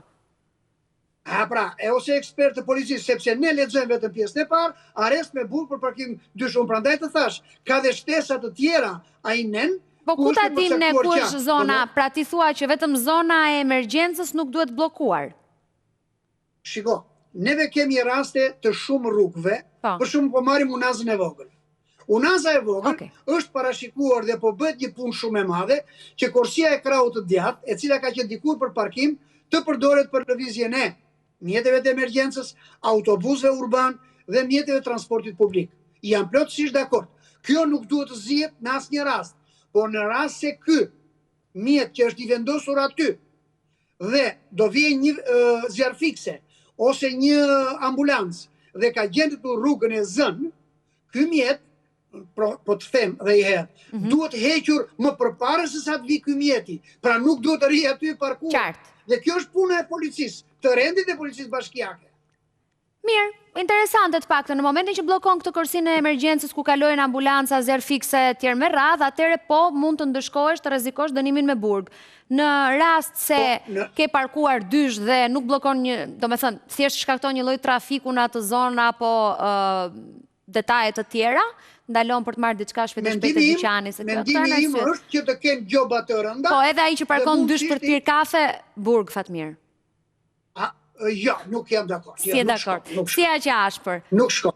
Nuk shkon komunizmi yt, nuk shkon deri në atë pikë.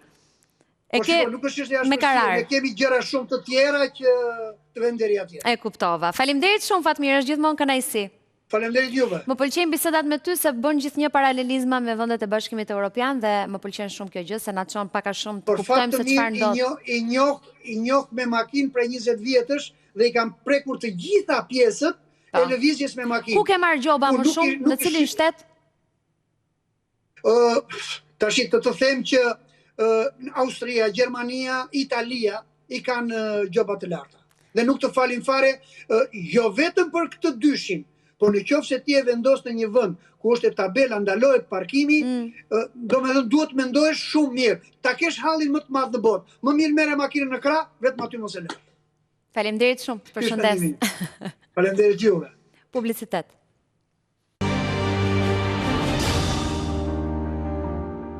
Mirë, jemi rikthyer, do të flasim për mesazhet shumë të rëndësishme të dhëna ditën e djeshme në Davos, faktikisht nga Trump, pavarësisht se zhvillime ka pasur edhe sot me atë çka folëm në krye të herës në program. Nuk do përdor forcën për Groenlandën, teksa bëri një argument historik për Danimarkën duke i quajtur mos mirënjohës si shtet. Ndër të tjera foli për ankesa dhe sulme ndaj aleatëve, për të cilët tha jetojnë fal SBA-s.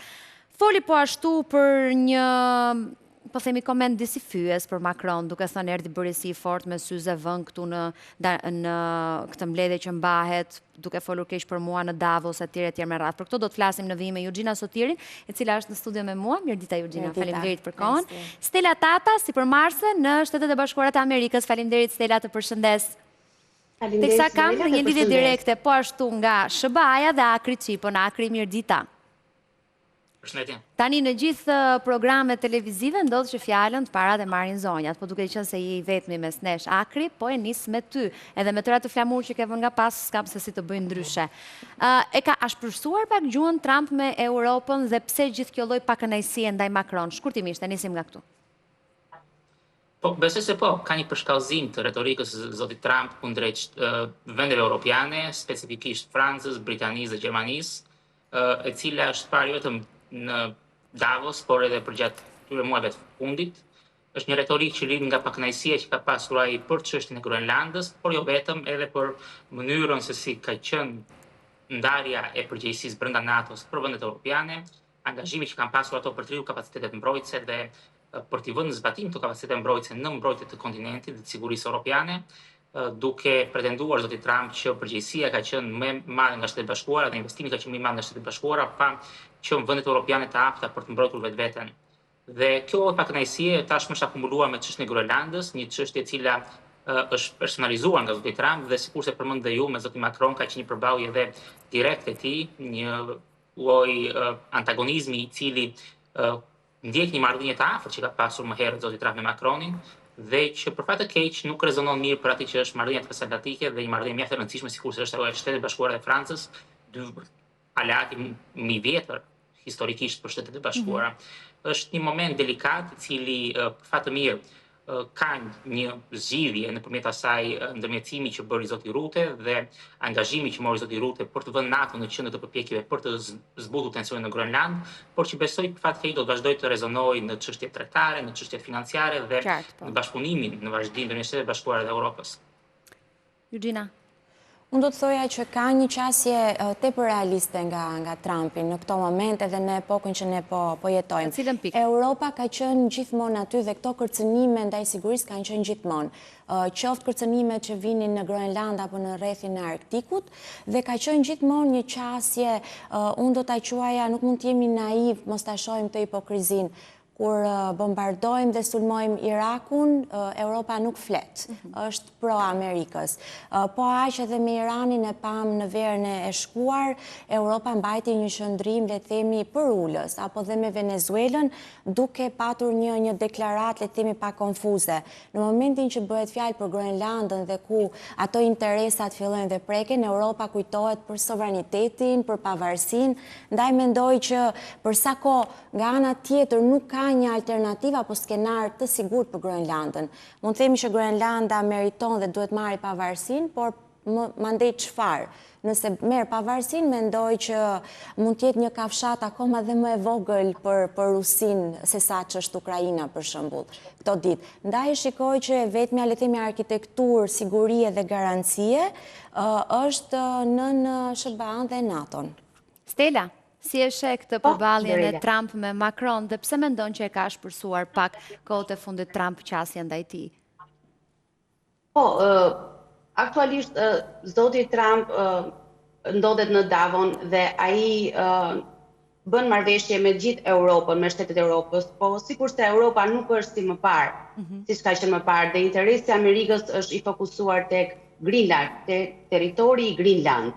Dhe pse Donald Trump kërkon ta marrë? Ai ka bërë kërkesat e tij të përsëritura në lidhje me këtë territor. Dhe pse kërkon ta marrë kaq me zor? Ai është refuzuar nga udhëheqësit e Greenlandës, gjithashtu dhe nga antarja e NATO-s Danimarka, ishull të cilës është një territor gjysmë autonom. Por me vajtjen e tij në Davos, ai gjatë fjalimit të tij tha se kërkon një negociat për ta marrë të territor dhe për të krijuar një siguri kombëtare për këtë territor dhe nuk do të përdori forcën, ashtu theksoi. S'do përdori forcën, apo bën një hap pas se nisi me shumë ashpërsi dhe pastaj tani thotë okay, e marrim dhe nuk përdorim forcën. E ndjen kështu? E vërtet, ai kërkon paqen aktualisht, nuk kërkon që të përdori forcën, kërkon një stabilitet ndaj shteteve. Amerika ai e konsideron dhe është superfuqi e gjithë botës dhe kush më shumë se Amerika mund ta marrë sigurinë e shtetit të territorit të Grinlandës. Ashtu mendon ai dhe ashtu është. Për interesin ekonomik dhe gjeopolitik. Pra ti po më thua Stella që nuk bën sens që të përdorte forcën, një president që ka trumbetuar kaq shumë për paqen në botë, që unë do sjell paqe kudo, nuk do ketë luftë, dhe s'do bënte sens të përdorte forcën në këtë aspekt. Përdorte. E qartë. Patjetër. Po, e qartë. Shiko, më bën përshtypje diçka, këto komentet që janë disi fyese, do thoja Eugina, për Macron në këtë rast. Pra, vjen këtu bën si i fort me syze, që kishte ato syze? Vetmja gjë mendoj unë të mirë që ka bërë Macron, ka rritur blerjet ndoshta të syzeve Aviator dhe mendoj që do të dali si trend. Trumpi ka gjithmonë një goditje ndaj atyre liderëve të cilët nuk i respekton. Dhe Macroni është ndër të parët mes tyre. Nëse do ta shikojmë për shembull mënyrën se si ai i drejtohet modit të Indis, ka një respekt shumë të madh për të, ndërkohë që për Trumpin duhet thënë respekti dhe frika janë dy emocionet më të rëndësishme për të dhe ai këtë është munduar të vendosi për Amerikën të parën. Macron patjetër ka një të ardhme në pikpyetje politike dhe Trumpi vazhdon dhe e thotë dhe duhet kemi parasysh edhe nga vjen Macron. Kemi Martin Center, pra kemi një të majt e cila globaliste, e cila e ka sjell në pushtet, i ka dhënë karrigen e presidentit. Dhe në këtë rast nuk ka një marrëdhënie të pëlqyeshme. Akri, pse po bën hapa pas Trump nga ashpërsimi që tha do ta marrim me forcë, do ndërhym, do çojmë ushtrinë në Groenland, çfarë ndodhi? Po ka dy gjëra. Në së pari është realiteti konkret. Groenlanda nuk ka një kërcënim të drejtë për drejtë dhe aq më pak përbën një kërcënim për Shtetet e Bashkuara në këtë moment, ku sigurisht Shtetet e Bashkuara kanë pasur prezencë ushtarake në Groenland, ka një marrëveshje afatgjatë tashmë prej vitesh me Danimarkën që nga lufte e ftohtë dhe një marrëveshje e cila i jep mundësinë e përdorimit të bazave të ishujt për vetë ushtarët amerikanë dhe prezenca amerikane aty është e konfirmuar. Nga ana tjetër kemi një qëndrim dhe një lloj pozicioni të cilin zoti Trump e ka marrë përpara në negociata, me një qëndrim maksimalist fillimisht dhe më pas gjendet një lloj zgjidhje që të kënaq deri diku kërkesat që ka pasur ai dhe në këtë sens marrëveshja e cila është ende e vagut nga detajet, por që të paktën kemi një diskutim paraprak, bëhet për të marrë sovranitet Shtetet e Bashkuara për bazat ushtarake në Groenland, pra për të marrë si model është përmendur Çiproja, ku Britania e Madhe ka baza mbi cilat ka sovranitet territorial brenda ishujt të Çipros dhe duke sigur ky model do të reflektohet tashmë edhe në Groenland me bazë amerikane. Ndjes se nuk doja të ndërprisja. Dua një mendim tëndim personal për bordin e paqes dhe pjesëmarrësit atje, se sot janë bërë shumë virale në Shqipëri e Kosovë pamjet e Trump, i cili nga Davos firmos krijimin e bordit të paqes dhe në krah të tij është zonja Vjosa Osmani. Në gjykimin tënd, sa funksional mendohet të jetë ky bord ku në të cilin pritet të aderojnë edhe pse nuk ka një konfirmim, qoftë Putin, qoftë Zelenski, nuk disa sens bën të quhet një bord paqe me ata të dy prezent, nga ana tjetër ka një refuzim të Macronit, ka një pikpyetje nëse do jetë apo jo Meloni, do të jetë kryeministri Rama nuk di me ç'kushte dhe mbi ç'baza dhe Vjosa Osmani krah për krah duke shtrënguar dorën, duke bërë muhabet me Trump. Po për zonën Osmani për vetë Kosovën mendoj se është një imazh pozitiv, shumë pozitiv dhe mendoj se duhet vlerësuar prezenca zonjës Osmani aty dhe gatishmëria që ka pasur Kosova sigurisht për të qenë aktive brenda kësaj iniciative të zotit Trump. Bordi i paqes nisi një iniciativë ambicioze, personale nga zoti Trump, duke qenë se merrte kryesinë e këtij bordi fillimisht, por që përpiqet të krijojë një strukturë ndërkombëtare e cila të ketë deri diku një sër atributesh të ngjashme me Kombet e Bashkuara, por duke qenë mjaft më fleksibël dhe mjaft më e aftë për të imponuar aktivitet në terren, duke qenë se niset mbi një bazë më vullnetare dhe më të reduktuar në sensin e antarësisë dhe në sensin e vendimarrjes. Për zotin Trump është mundësia për të ushtruar presion ndaj Kombeve të Bashkuara, Këshillit të Sigurimit, ku ka tashmë një ngurtësim të aftësisë së Këshillit të Sigurimit për të imponuar dhe për të reflektuar ndryshim në ato vende ku ka konflikte ose dhe për të ndalur paraprakisht konfliktet përpara se të shpërthejnë. Kështu që është një iniciativë e Shtetit Bashkuara me sigurisht e personalizuar nga zoti Trump, por që ka mundësi për të ndërmarrë hapa dhe për të ulur, për të shërbyer si platformë negocimi dhe dialogu për vendet anëtare dhe jo vetëm, për vendet të cilat preken nga konfliktet ndryshme brenda globit ton. Kemi një konflikt specifik mbi cilin është ndërtuar, është ai në Gaza dhe Bordi i Paqes dhe në fakt rezoluta fillestare e tij flet pikërisht për aktivizmin që do ketë ky bord për të survejuar. Çfarë roli do ketë secili? Marrëdhënien e paqes. Marrëveshjen e paqes ndërmjet Izraelit dhe Hamasit dhe ka një mision përcaktuar i cili në fakt është edhe aprovuar nga Këshilli i Sigurimit të Kombeve të Bashkuara. Bordi i Paqes, pavarësisht se po nisi një iniciativë amerikane, ka një bekimi nga vetë Kombet e Bashkuara, duke qenë se kemi një rezolutë që kaloi në fund të vitit kaluar, që jep atribute për të survejuar tashmë këtë që është moment tranzicional për Gazën dhe për të dhënë mundësinë e rindërtimit të Gazës, paraprakisht duke çarmatosur Hamasin, duke vënë një forcë stabilizuese ndërkombëtare brenda territorit dhe duke përfunduar pastaj me një proces tranzicioni politik që do të hapë dhe rrugën për rindërtimin e plotë të Gazës. Kështu që është një iniciativë ambicioze, është ende e vagur në detaje, por pjesëmarrja e vendeve si Kosova, Fjalavien ose Shqipëria është pozitive për vetë impaktin që mund të kenë dhe për vetë atë që është një lloj koordinimi në shtim me Shtetet Bashkuara në iniciativë ndërkombëtare. Stella, lajmi mirë gjithë ky afrimitet i Trump me Vjosa Osmanin apo jo, si të duken pamjet?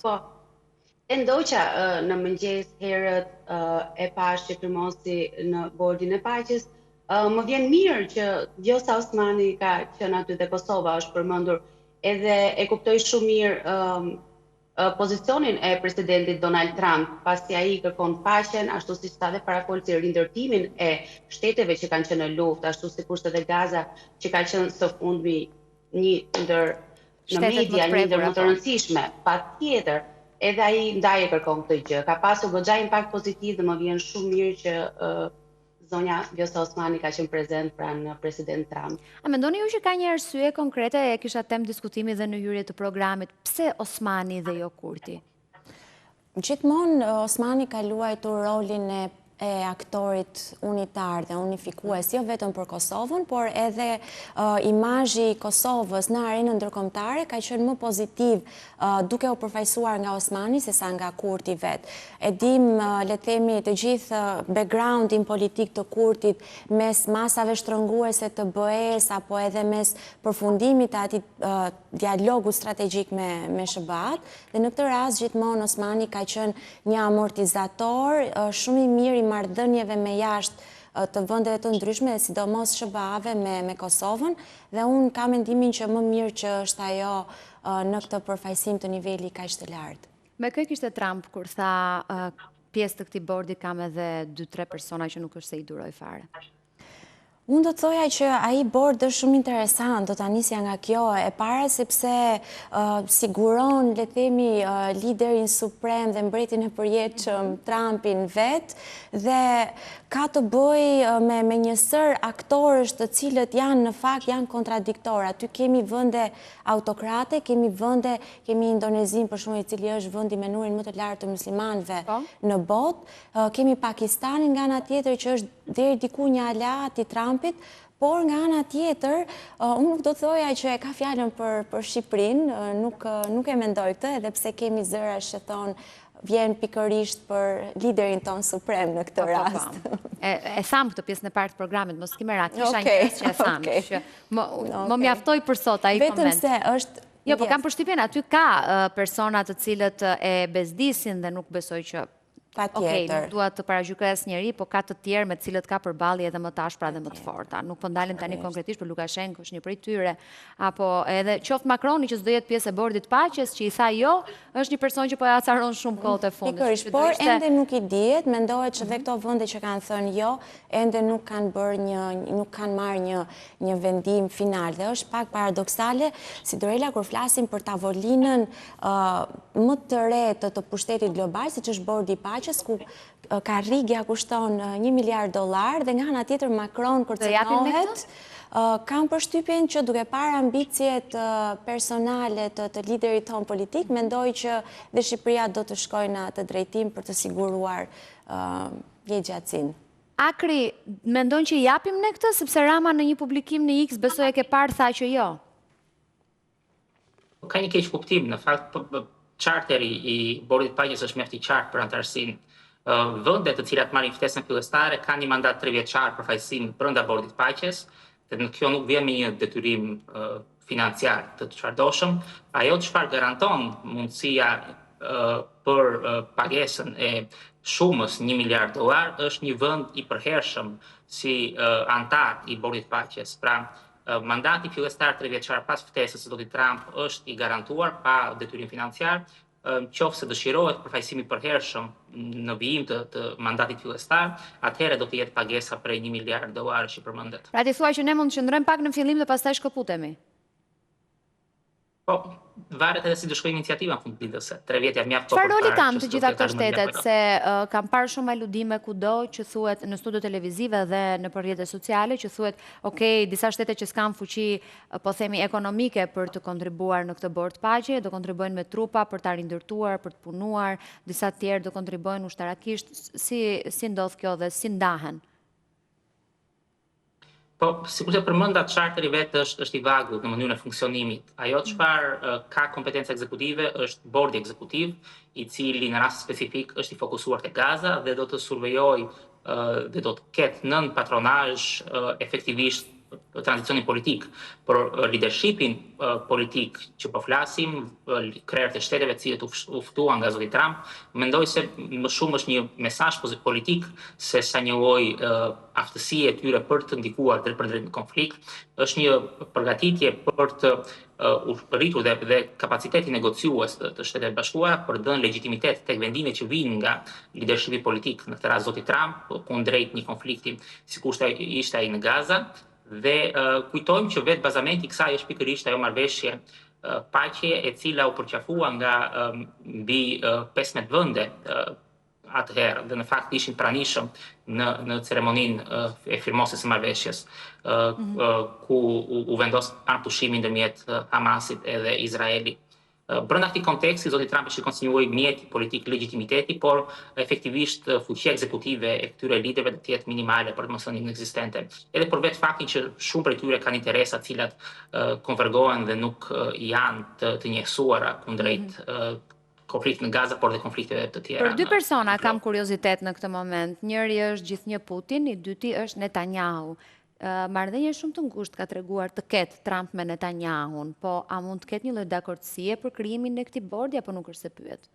Unë nuk mendoj që Trumpi në këtë moment apo në këtë fazë të parë është i interesuar për të ruajtur dakordësinë e liderëve, më tepër se sa për të ruajtur apo për të garantuar pozitën e tij në vendimarrjen globale në të ardhmen.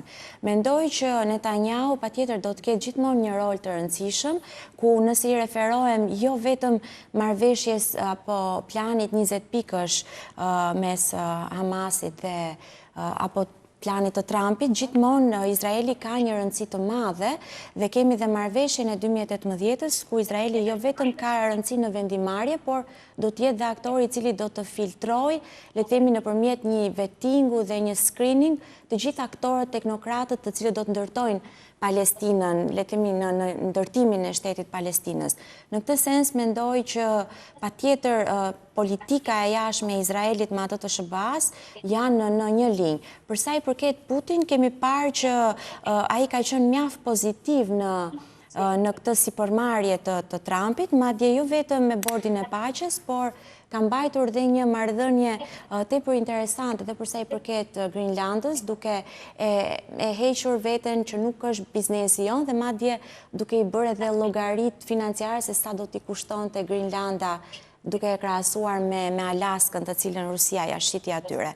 Mendoj që ngërçi më i madh i bordit në fakt është pikërisht tek aktorët kontradiktor. Kemi Zelenskin, kemi Putin dhe më tepër se sa një bord paqe duket si një bord lufte ku të gjithë aktorët janë në luftë me të gjithë aty brenda dhe nuk i dihet se si do të shkojë ardhmja, por duke patur parasysh që presidenti Trump ka të drejtën e vetos, kjo do ta bëjë dhe pak më të thjeshtë vendimarrjen. Stella, çfarë thon mediat në SBA për këtë bordin e paqes?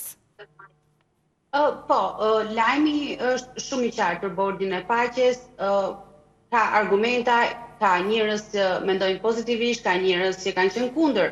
Por e rëndësishme është që interesi i Amerikës për arritjen e paqes kudo, bashkë dhe me shtetet që kanë qenë në luftë, bashkë me Europën, është një gjë shumë e mirë. Ka goxha impakt pozitiv ndaj Shteteve të Bashkuara. Ka pasur kritika dhe nëse po në lidhje me çfarë? Por kritika në lidhje me vendet e Europës, të cilat janë shumë të vogla në krahasim me Amerikën, duke qenë se e konsiderojnë superfuqi, në lidhje me marrëveshjet e Donald Trumpit, i cili pikën kryesore ka marrëveshjen me të gjitha shtetet, uljen e tempit, uljen e luftës, të gjitha gjërat, stabilizimin e vendit, rindërtimin e gjërave, është një negociator shumë i zoti, edhe kërkon këtë gjë.